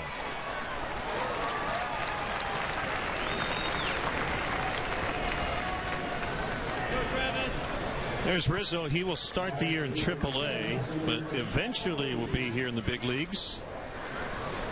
Came over in that big deal with the Padres. Got Wellington Castillo behind the plate.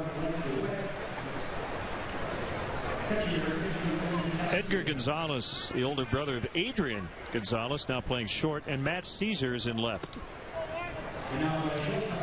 Edgar Gonzalez with a long home run against the White Sox in the ball game yesterday. And Wellington Castillo behind the plate in a very spirited battle with Clevenger as well as Jaramillo for that backup catcher's job. Unfortunately, Jason Jaramillo has been hindered with some leg issues early in camp and hasn't been able to really get on the field and do too much. And Clevenger and Castillo have taken full advantage of their playing time here in camp. You know what? Matt Caesar is in right. And we think Blake DeWitt is in left. Yeah, that's Matt. That's Blake. And that's Blake.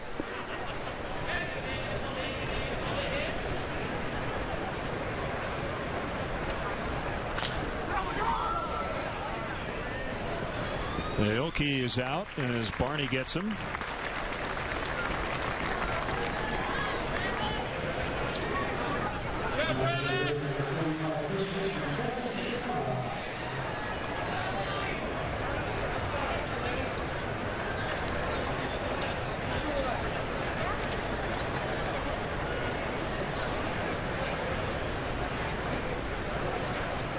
Beautiful day here in the Valley. Weather has definitely cooperated early on in the Cactus League season. I guess the biggest issue we've had to deal with is a couple of windy days, but probably good that the Cubs play with a little bit of wind down here in the Cactus League before heading back to Wrigley Field. Usually, it'll rain during the day maybe once throughout the month of March. You might have a rain out or a delay, but usually one or two, and that's it. Ishikawa taps it foul.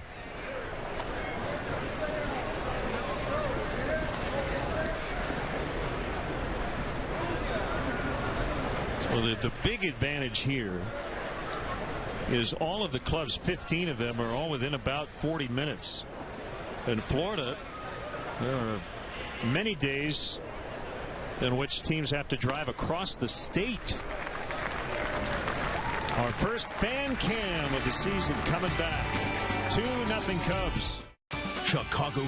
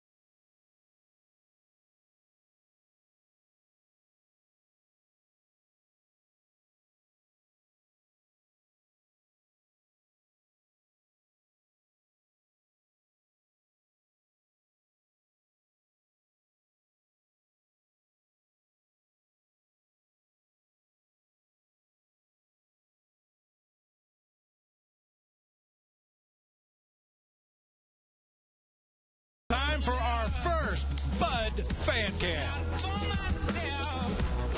But for the girl, so she could love herself. Oh, my next girl. Be nothing like my ex-girl. I made mistakes back then.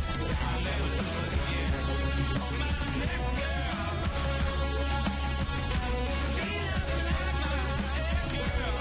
It was a painful dance. Now I got a second chance. That's the Black Keys with the next girl. She'll be nothing like my ex-girl.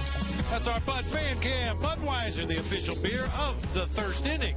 Great times are on deck. Grab some buds.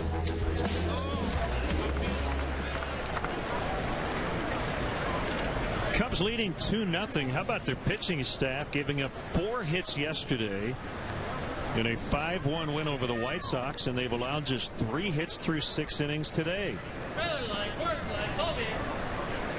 Wellington Castillo against right-hander Mark Rogers, who made his major league debut against the Cubs back in 2010. Battled some injury problems in his career. Former first-round pick, 2004.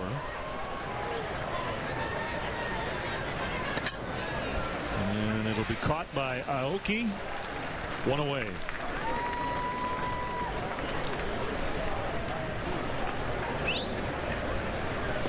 Chris Bosio had a very nice major league career with the Brewers and the Seattle Mariners. Was a teammate of Dale Swain's. Would later pitch for and work with Lou Piniella. So we've already swapped some sweet Lou stories, and he's got some good ones. And we look forward to learning more about pitching from Chris Bosio.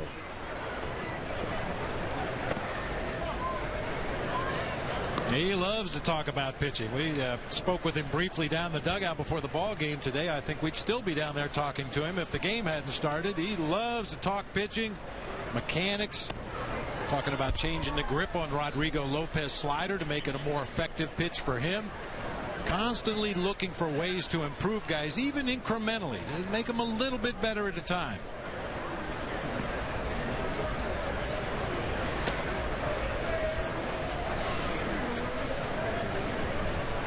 Ian Stewart has hit the ball hard 3 times. This is the only time, however, he's been retired.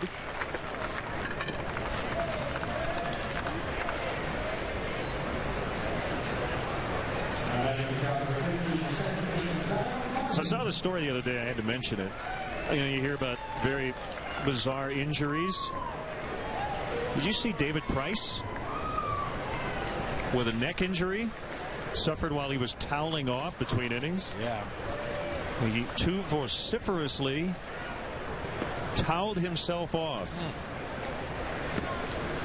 But that's not what caught my eye. In the story that I read, it says, and this is David Brumber from Nexton. David Price has had an interesting offseason, to say the least. First, Price found a man urinating on his car, and now he reportedly has injured his neck with a towel. How many people have done that to your car? That's what I thought was interesting about the story. I didn't know anybody did that to David Price's car. That's not nice. We do now.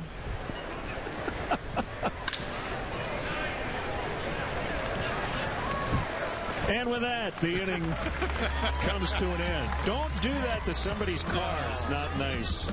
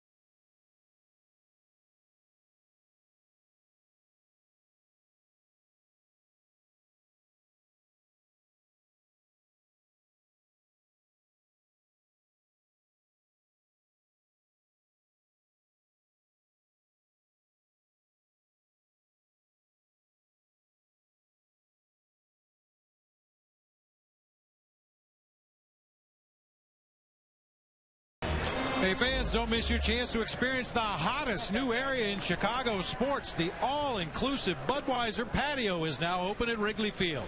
For more information and to purchase tickets for the 2012 Cubs season, call 773-404-4200 or visit Cubs.com/premier.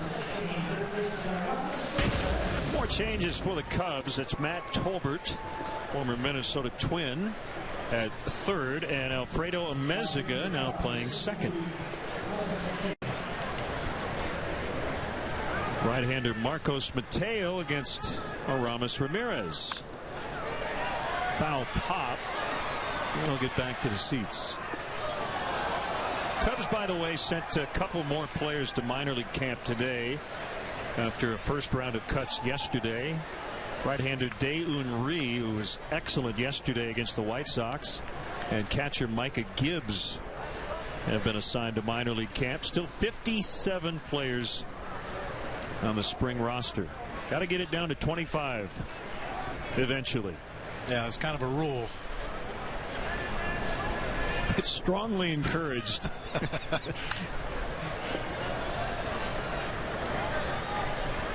Now, Mateo, with his second outing of the spring, he pitched against Oakland back on the 4th of March. Pitched a 9th inning in that ball game, gave up a couple of base hits and a walk. 2 runners came around to score. He too battling for one of those middle spots in the Cubs bullpen. Had some experience with the big league club last year.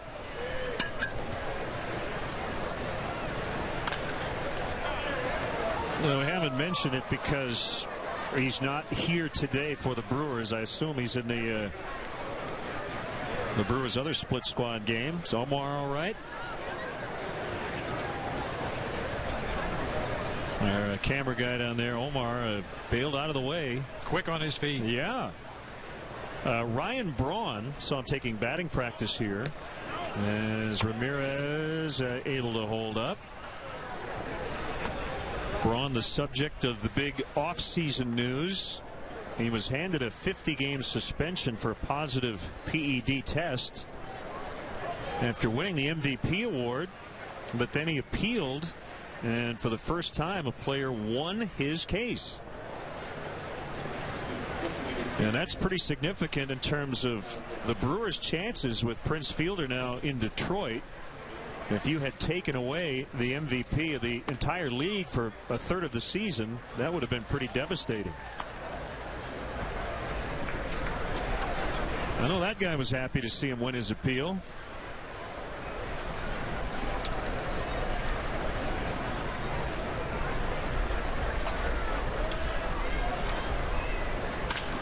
Ramirez with a ground ball, diving stop. Tolbert up with it. What a play. Oh, wow. That's what Matt Tolbert is known for, a superior glove man in the infield in his time with the Minnesota Twins. Playing very deep for Ramirez down there at third base. Several steps and a dive to his left. Quickly gets to his feet. Plenty of time to get Ramirez at first.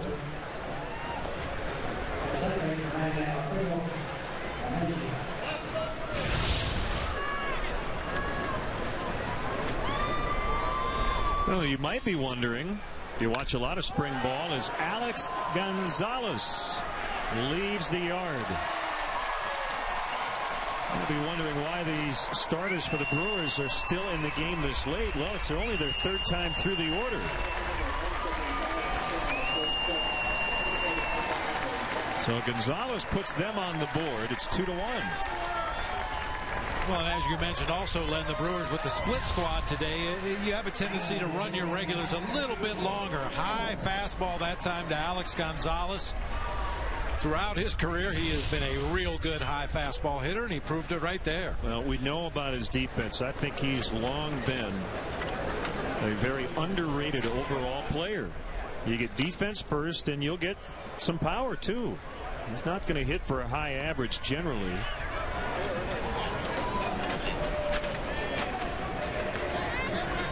You could do a lot worse in terms of an everyday shortstop than that guy. And you hit the nail right on the head, Len. Defense first. That's a very vital position defensively. You're going to handle the ball more than anybody other than the catcher. And you better be able to pick them up and throw them out at first base, or it's going to be a long season for your pitching staff. Yeah, a lot of changes on their infield. They had McGee at third. Casey McGee, who's now with the Pirates after a trade. Yuniesky Betancourt at short, replaced by Gonzalez, and Prince Fielder replaced by Matt Gamble at first.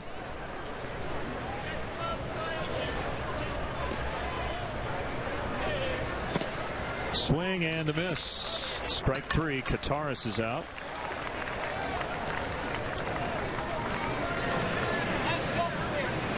I think it'll be kind of interesting, at least if you watch the Brewers closely, and we certainly will this summer. There's an obvious change when you take Prince Fielder out of a lineup. It's going to be hard to replace those numbers. I don't care who you plug in there, but even almost as importantly is his effect in the clubhouse. He was very much a team leader over there in Milwaukee. Guys looked to him, a personality bigger than life, to go along with a body that was nearly as big as life. How are they going to replace that part of the absence of Prince Fielder?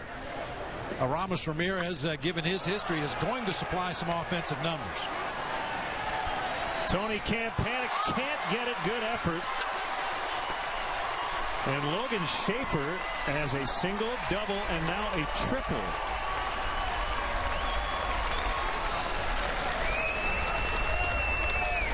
Now, Tony won't be happy with himself because he got to the spot. That would have been a fantastic catch. Just couldn't haul it in. Had a lot of factors working against him. I mentioned earlier the ball carries extremely well in this ballpark. It's hit to the deepest part of the stadium. And you can tell by his shadow, Tony's looking right back up into the afternoon sun here in Maryvale. Gives it a good effort, but just could not come up with it cleanly.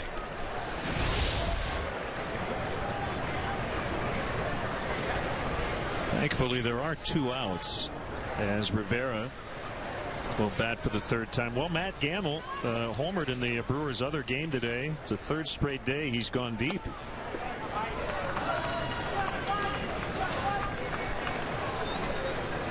Yeah, Brewer fans have already forgotten about Prince Fielder. I don't think so. Well, if they played the season on paper, which they don't, I think Detroit would win its division by 15 games. The Twins are down. I think it's going to be a struggle for the White Sox. Kansas City still pretty young. Cleveland, for a stretch there last year, was pretty good, but the Tigers are clearly the cream of the crop in the American League Central. And now that I said that, they'll probably lose the division by 10 games because you don't know, do you? No, you really don't. So many variables come into play during the course of the season. Obviously, injuries are always a huge factor.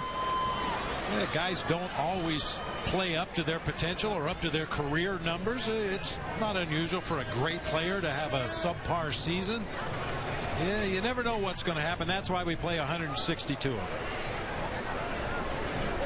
I think the Tigers, though, their approach to the offseason was a little bit like the Cincinnati Reds. I think they sensed, too, that the division was down. If we're going to make a run, now is the time to do it. And went out and made the moves they felt necessary to plug their weaknesses. And the Reds and the Detroit Tigers, I think, had kind of the same approach this offseason. Well, Braun and Fielder was an all-time 1-2 punch. I think he'll say the same about Cabrera and Fielder in that Tiger lineup. And we'll see the Tigers in interleague play at Wrigley Field June 12th, 13th, and 14th. Rivera strikes out, so the Cubs maintain their lead. It's 2-1.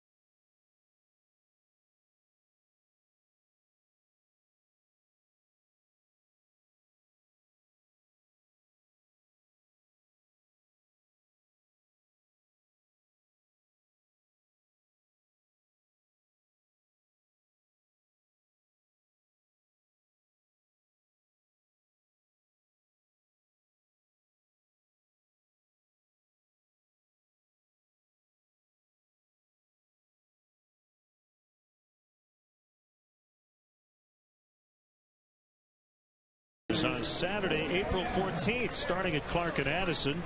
He'll run through the Wrigleyville neighborhood along the Wrigley Field concourse and finish under the famous marquee.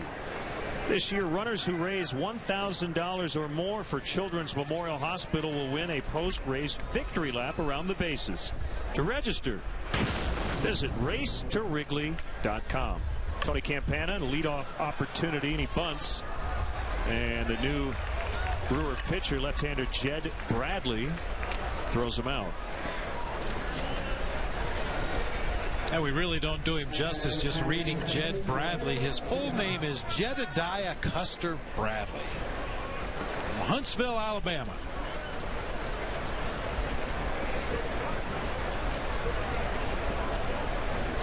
Boy, not even a good bunt that time by Tony Campana. Still made it a bang-bang play at first base. Well, that's what I was going to add earlier in terms of getting knocked out in the first round of the bunting tournament. It's now reaching its final stages. It's not about beating out a bunt hit. There's no running really involved. It's about placing the ball in particular areas marked off on the infield. And we both know, as you just mentioned, that Tony doesn't need to be perfect in terms of where he places the ball.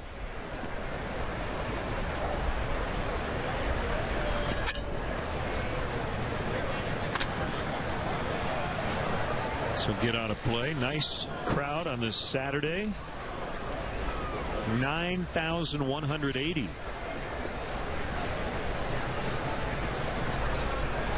And many Cub fans. And a base hit.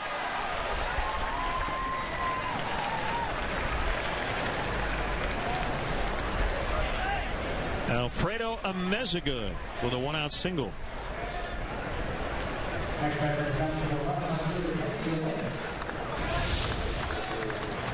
Veteran Amezaga battling for some kind of a backup job for the Cubs this year. Stays right on that breaking pitch away and drives it over the head of the first baseman into right field for a base hit.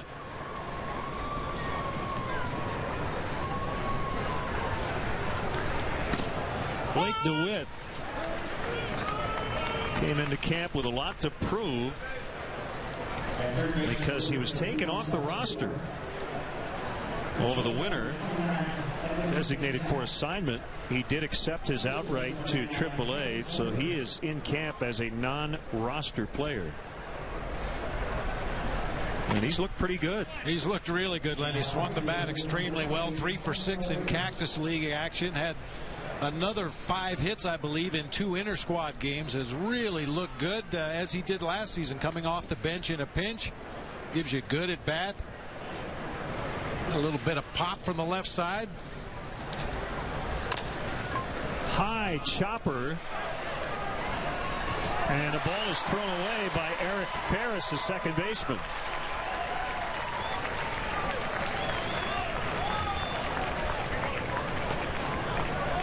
That's an Arizona infield hit, right?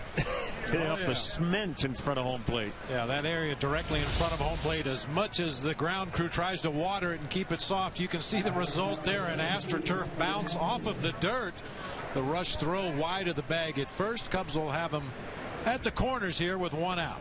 Going to be an error on Ferris. You see, they would have had him with a good throw.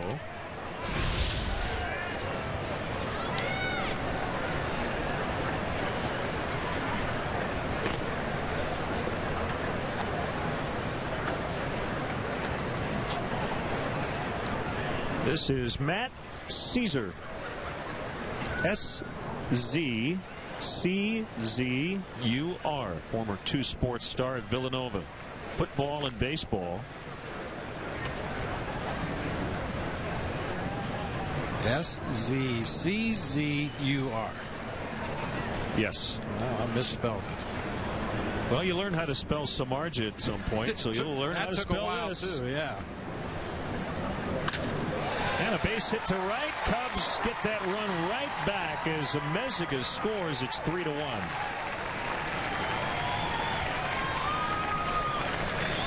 Oh, you love the approach of the Cubs hitters in this inning against a lefty with a fastball that tails away toward the outer part of the plate. First, Meziga lines one into right field. Now Matt Caesar stays on a pitch away. RBI single into right. And the Cubs played 2 intra-squad games right before the Cactus League season started. And a week ago yesterday, Caesar, in one of those intra-squad games, hit a grand slam and a 2-run double. Said it was his first grand slam since probably Little League.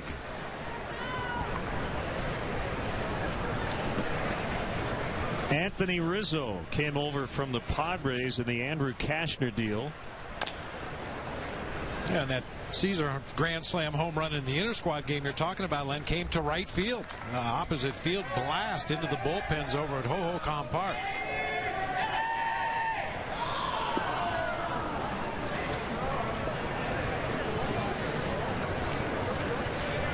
Well, players are still raving about the BP home run at Fitch Park. Anthony Rizzo hit. It was over the high wall in center field.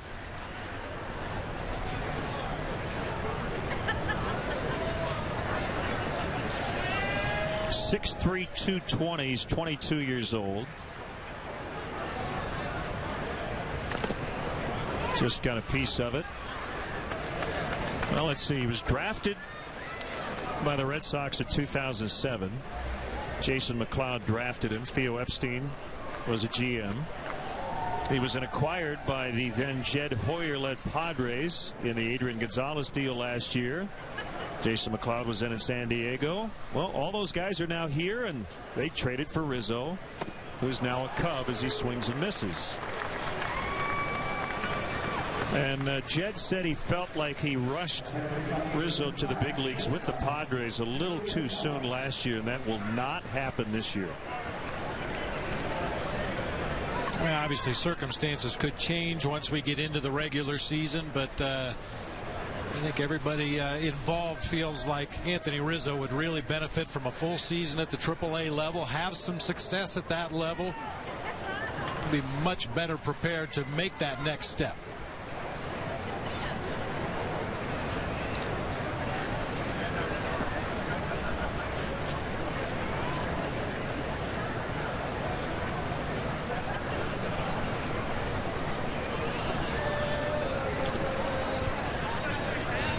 Edgar Gonzalez. That one gets away from Kataris, and both runners will advance.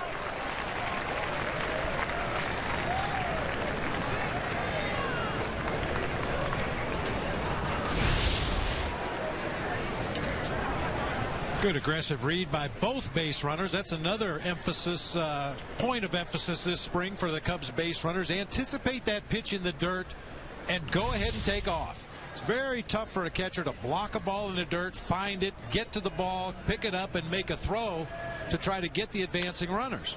It's exactly the situation I discussed earlier against Oakland. Very similar pitches in the dirt. And Kurt Suzuki made Gold Glove plays both times to get the runner at first. But you're right. The anticipation was right. But the decision to then go, uh-oh, I got to go back, was wrong.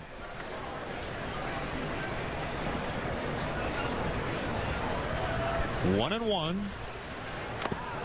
off the foot of Kataris, and Blake DeWitt slides in safely.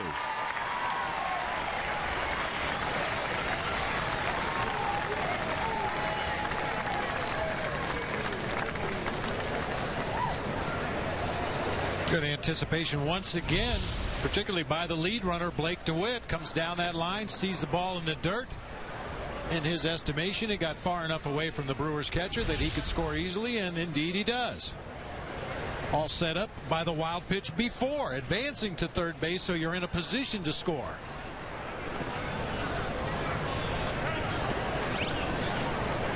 This has been a fun sequence here for George Kataris, hasn't it? Yeah, well, 3 straight in the dirt. As a catcher, you spend a lot of your time in spring training down in that bullpen blocking pitches off of machine. Mike Borzello has had the Cubs catchers down in the bullpen. One day they'll block fastballs. The next day they'll block two-seam fastballs. The next day curves, sliders, cutters. So they're prepared for anything they're likely to see during a ball game.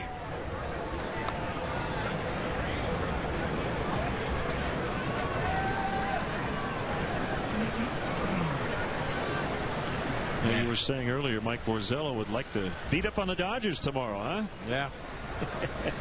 I think that's just natural instinct. Anytime you go from one organization to another, whether it's willingly or forcefully, you want to show the team that you left that they made a mistake.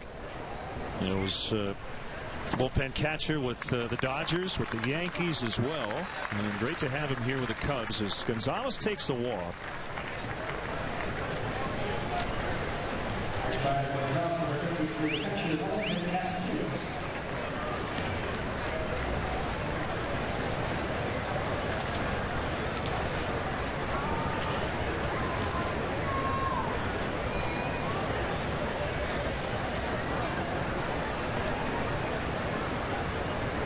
Remember the spring Wellington Castillo had last year. 12 for 19 with 4 walks. He would go on to hit .287 combined in the minors. Just 4 games with the big league Cubs, went 2 for 13.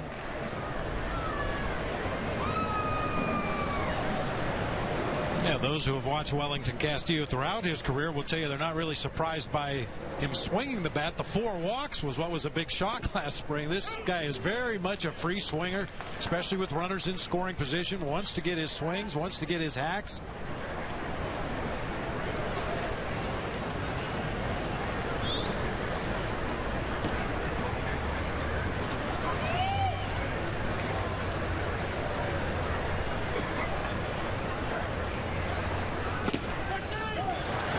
Strike 3 and the inning is over. Cubs use a big error, get a couple of runs.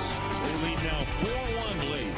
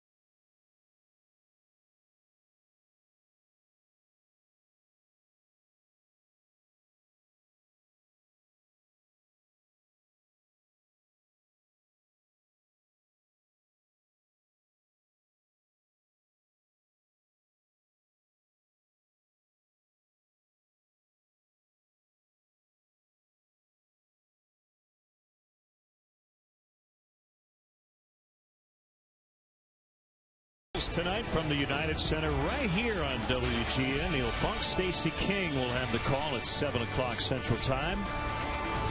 And Bob and I will be back with you tomorrow afternoon. The Cubs and the Dodgers from Glendale, Arizona, 2 o'clock Central Time.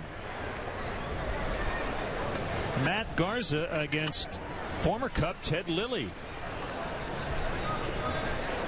Have to make sure Theodore stays on the rubber tomorrow.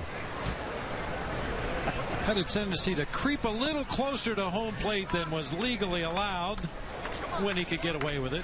We'll keep an eye on Ted tomorrow.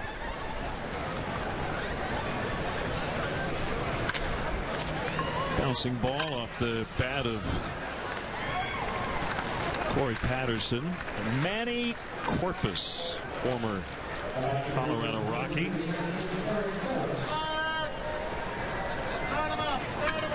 Tommy John surgery in September of 2010. He signed a minor league deal with Texas last year, but did not pitch.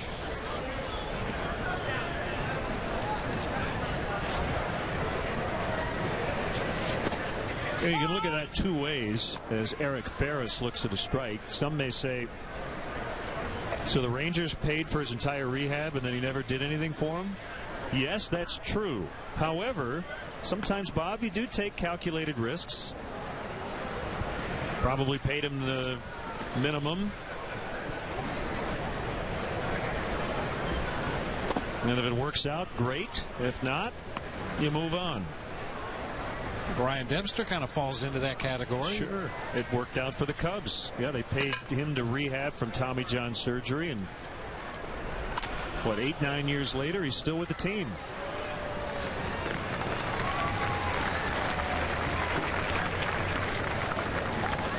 Subscribe to MLB.TV Premium today and get over 150 select spring training games with no blackouts and every regular season game live or on demand on your favorite devices. Go to Cubs.com for details. Come on, Zealous Wheeler.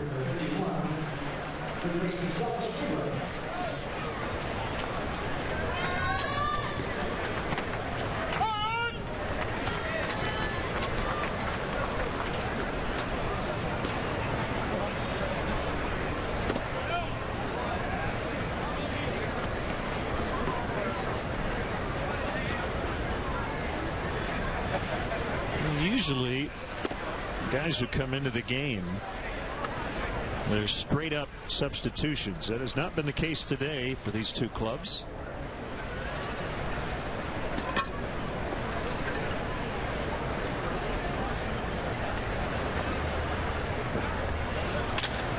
And that'll be fair for Wheeler. He'll wheel around first and stop at second, as DeWitt had a little trouble with it down in the corner.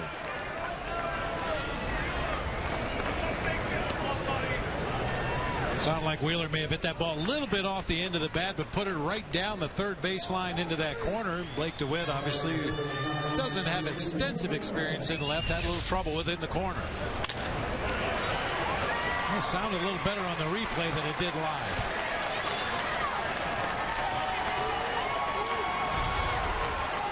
You saw something there from Zealous Wheeler, and I don't know the man personally. I haven't seen him play a lot, but you could see him break it down after he rounded first base, assuming he was going to end up with a double.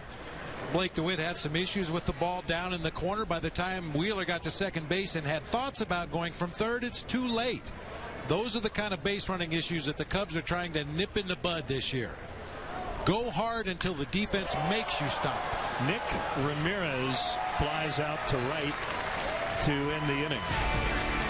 It's 4-1 Cubs as we go to the ninth.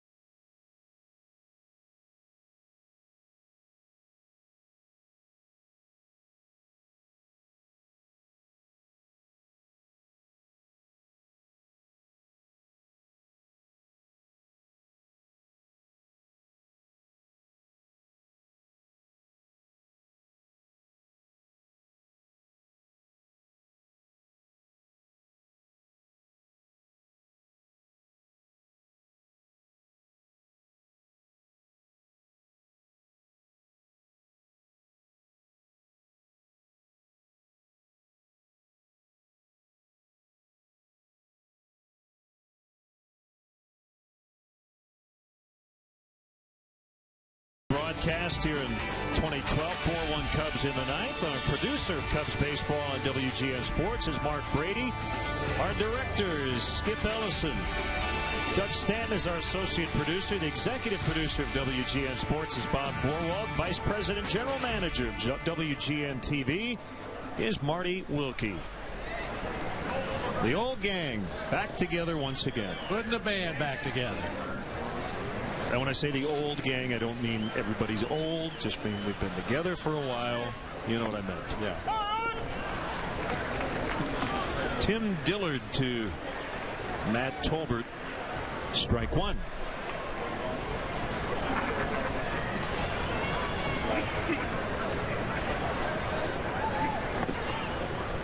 Our studio coordinator, Christina Ballas.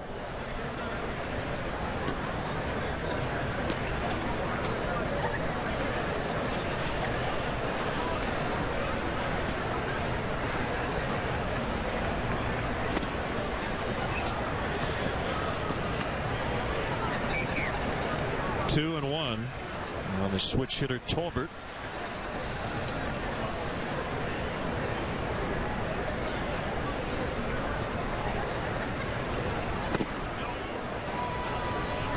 That one missed outside. 3-1. Blake Lally is on deck.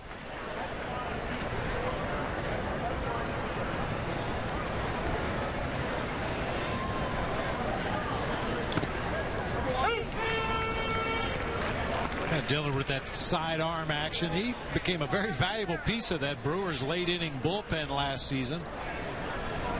Very accurate with his pitches from that sidearm delivery. Only walked 4 batters in 28 2/3 innings last year. Astute Cub fans will recognize the surname as he walks Tolbert. His dad, Steve Dillard, former Major League infielder, and spent part of his career with the Cubs. See, we got the mojo working already, Len. I say what a great control pitcher Dillard was for a side armor, and he immediately walks the first batter he faces. There you go.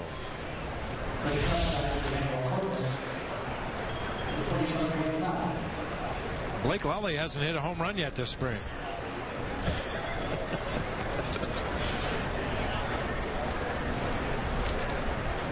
Left-handed batting catcher.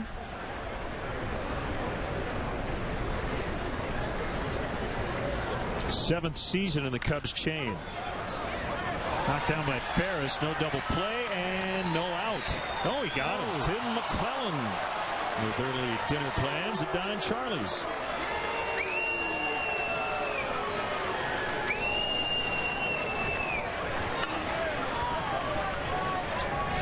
Well, with the naked eye, it looked like Blake Lally beat that out. Foot on the bag before the ball got to the glove. Well, it's late in a Cactus League game. A bunch of guys wearing number 90 on the field right now, so we're going to move it along a little bit. Now Joe Mather. Now, he's being facetious at talking about Tim McClellan. He's trying to get the call right. But as insignificant, Bob, as it seems, there are guys this late in games who are battling for jobs, and those numbers matter. Absolutely. You know, sometimes a general manager may be watching the other split squad or in minor league camp and only looks at the box score later and sees 0 for 1 or 0 for 2 versus 1 for 2. It can make a difference.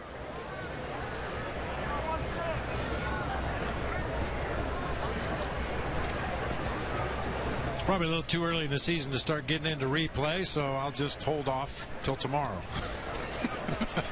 Well, they may add some more replay, I believe, by opening day, of course. The umpires union, everybody has to agree on it, as Joe Mather punches one out into the gap.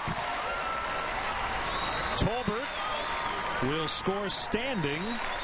And Joe Mather's been impressive, trying to grab one of those last bench spots.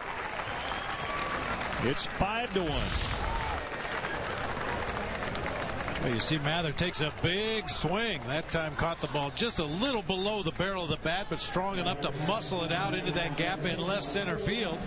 Tolbert had to hold up momentarily just to make sure that ball was down, and eventually comes around and scores on the Joe Mather double.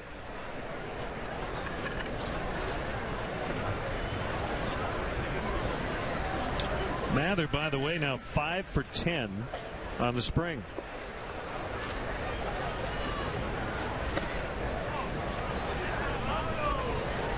And it's not easy to put up those kind of numbers in the situation that Joe Mather finds himself in. As you said, battling possibly for one of those bench positions on the Cubs roster as we break camp. And most of the action that he's going to see this spring comes late in ball games, 6th inning and beyond. Probably won't see too many starting opportunities, but he's made the most of his at-bats up to this point.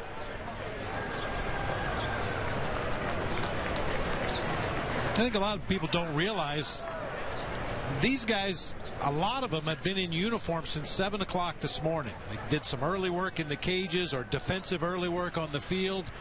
Then they participated in their drills with the full team, the fundamental drills, whatever you happen to be working on that particular day. You take a round of batting practice before the ball game starts. So some of these guys first put the uniform on, 8 or 9 hours ago. And now you're up there at the plate trying to earn a spot on the team. You got to dig deep and find that energy.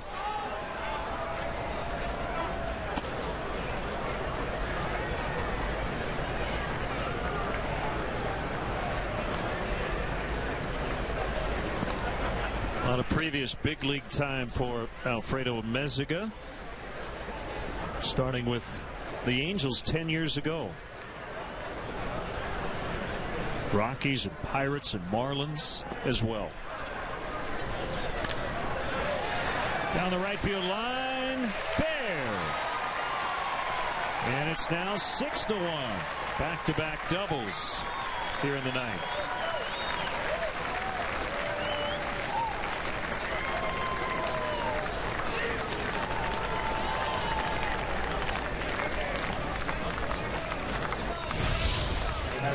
A nice adjustment mid-swing that time by Meziga. The big sweeping sidearm slider from Dillard just kind of hung up on the inside part of the plate. The only question was, could Meziga keep it fair? And he does down that right field line for the second double of the inning. Both producing runs.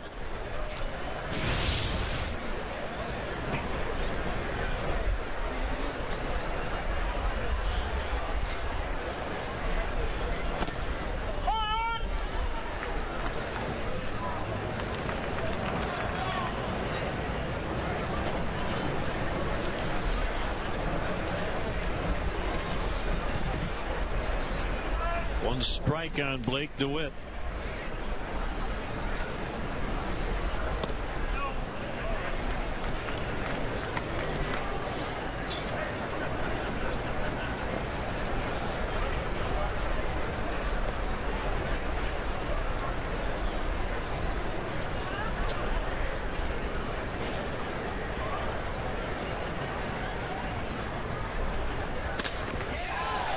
Another ball struck well, base hit right field. And DeWitt with a great piece of base running as the right fielder Kentrail Davis missed the cutoff man, and that allowed DeWitt go from first to second. Well, we've talked about it throughout the afternoon, Len, just trying to get the Cubs base runners to think more aggressively. Blake DeWitt took a peek over his shoulder to see what the runner at third was doing. When he saw that ball was going to miss the cutoff man, he did not hesitate, turns the corner, and gets himself into scoring position with one out here in the inning.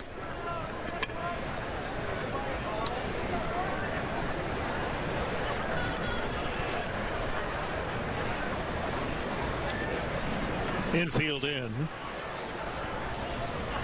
Caesar already 1 for 1 with an RBI, and he pops it up. Foul out of play.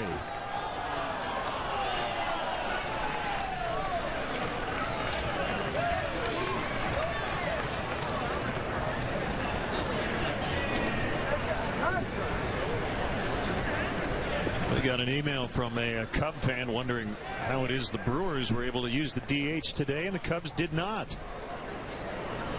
Good question. Basically, anybody can use a DH, however you want to do it. That rule kind of changed, didn't it? I mean, you know, teams used to ask for permission, but I think now, Bob, they just write out the lineup, right? You know, they want to see their hitters swing the bat as much as possible. Now, Dale Swain using the pitcher today because Ryan Dempster needs to work on his sac bunts. Unfortunately, didn't have the opportunity to put one down today, but it's just kind of individual philosophies. Some teams would rather see their offense get up there and swing the bats. They want to see the at-bats for the players that are battling for a position, and other organizations want to get their pitchers ready for the regular season. Usually early in camp, everybody uses a DH. Later, the pitchers start to get some at-bats. Well, that's a great play by Dillard. He's not fooling the Cubs batters this inning, however. Continue to hit the ball hard. Well, but Blake DeWitt's heads-up base running, getting himself to second base, takes away the double play right here. Chances are that's an inning-ending double play, and the Cubs don't have an opportunity to score again here in the top half of the ninth. But because Blake DeWitt got himself into scoring position at second base, the only play that Dillard had was to go to first. Now Anthony Rizzo has an opportunity with 2 outs to perhaps pick up a couple of runs.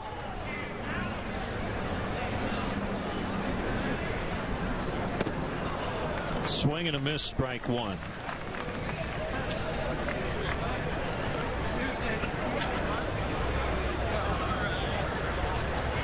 Looks like we'll see Casey Coleman in the bottom of the ninth.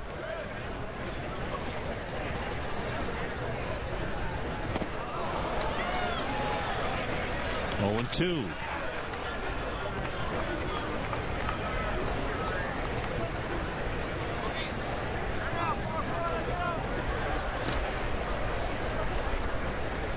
A word from Scottsdale. Niger Morgan of the Brewers hit in the head by Barry Zito pitch. Had to leave the game as a precaution.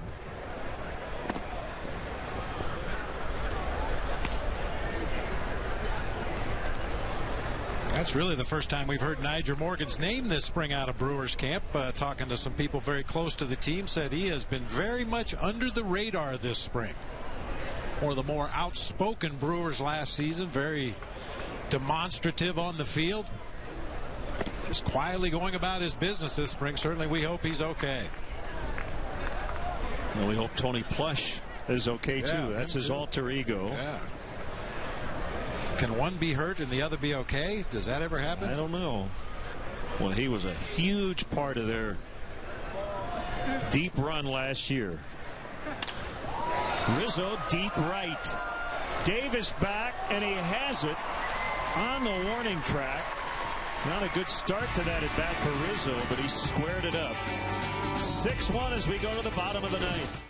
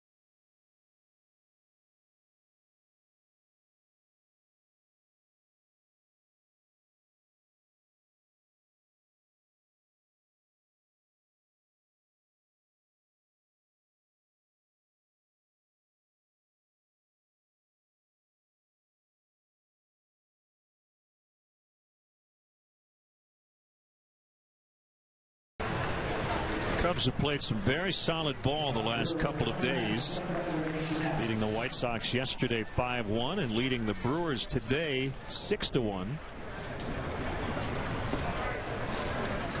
Hard not to root for Casey Coleman.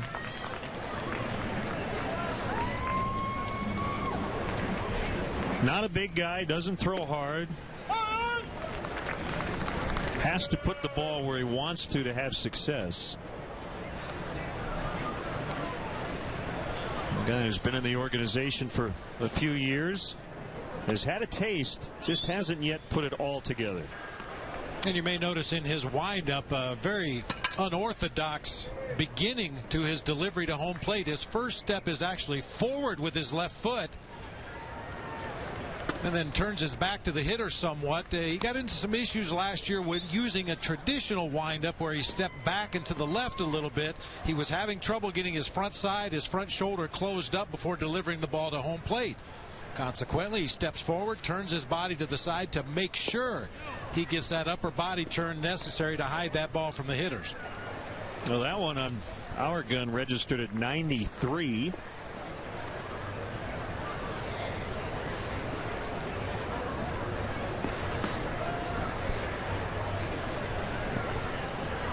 Part of the first three-generation family of big league pitchers.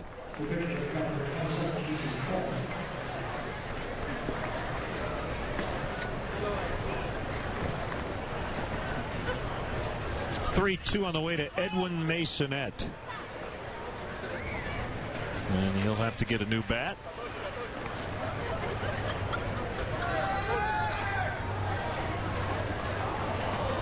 Apparently not operating under regular season rules here. Astute Cub fans know that during the regular season, the Bat Boys expected to have not only the game bat, but a backup bat for every hitter to avoid that little bit of a delay we just saw with the batter walking all the way back to the dugout to pick out a new piece of wood.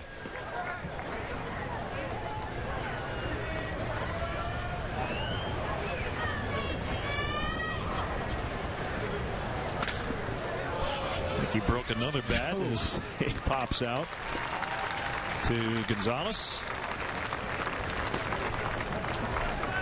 By the way, partner, and I know if you're a Cub fan, you don't know this. Where have you been all winter? Well, we've got to mention Ronnie. Got 15 of 16 votes in December from the Golden Era Committee. Ron Santo is a Hall of Famer. Unfortunately, it's a posthumous honor, but I know Ronnie would have been thrilled that his family and his grandkids can enjoy it. And I know they're all looking forward to heading to Cooperstown in late July. Kentrail Davis is out as Edgar Gonzalez makes the catch. I mean, there are two ways to look at it. I know we're all disappointed he wasn't here to enjoy it, but you know what? He's in. And I believe that in the back of his mind, he knew he was a Hall of Famer. And the reason is, Bob, every day we told him he was. Yep. And every day he put on that Cubs uniform and went out there to third base or got into that batter's box, he showed that he was a Hall of Famer. Rafael Nada, the catcher, fouls it away. Do we know who the one knucklehead was that did not vote for him? I don't know. I do not know. There ought to be an investigation.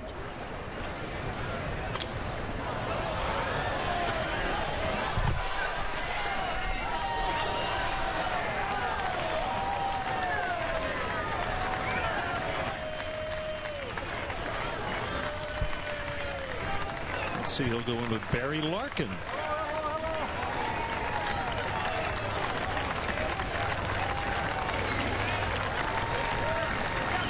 Cub fans are standing as Coleman looks for that 27th out. Barry Larkin, another guy that was very, in my estimation, very underappreciated during his playing time. He was as solid, a fundamentally schooled player as there was, with great talent. Swing and a miss. It's been a while, but nice to say Cubs win. The final score today, the Cubs 6 and the Brewers 1. We'll be back in a moment.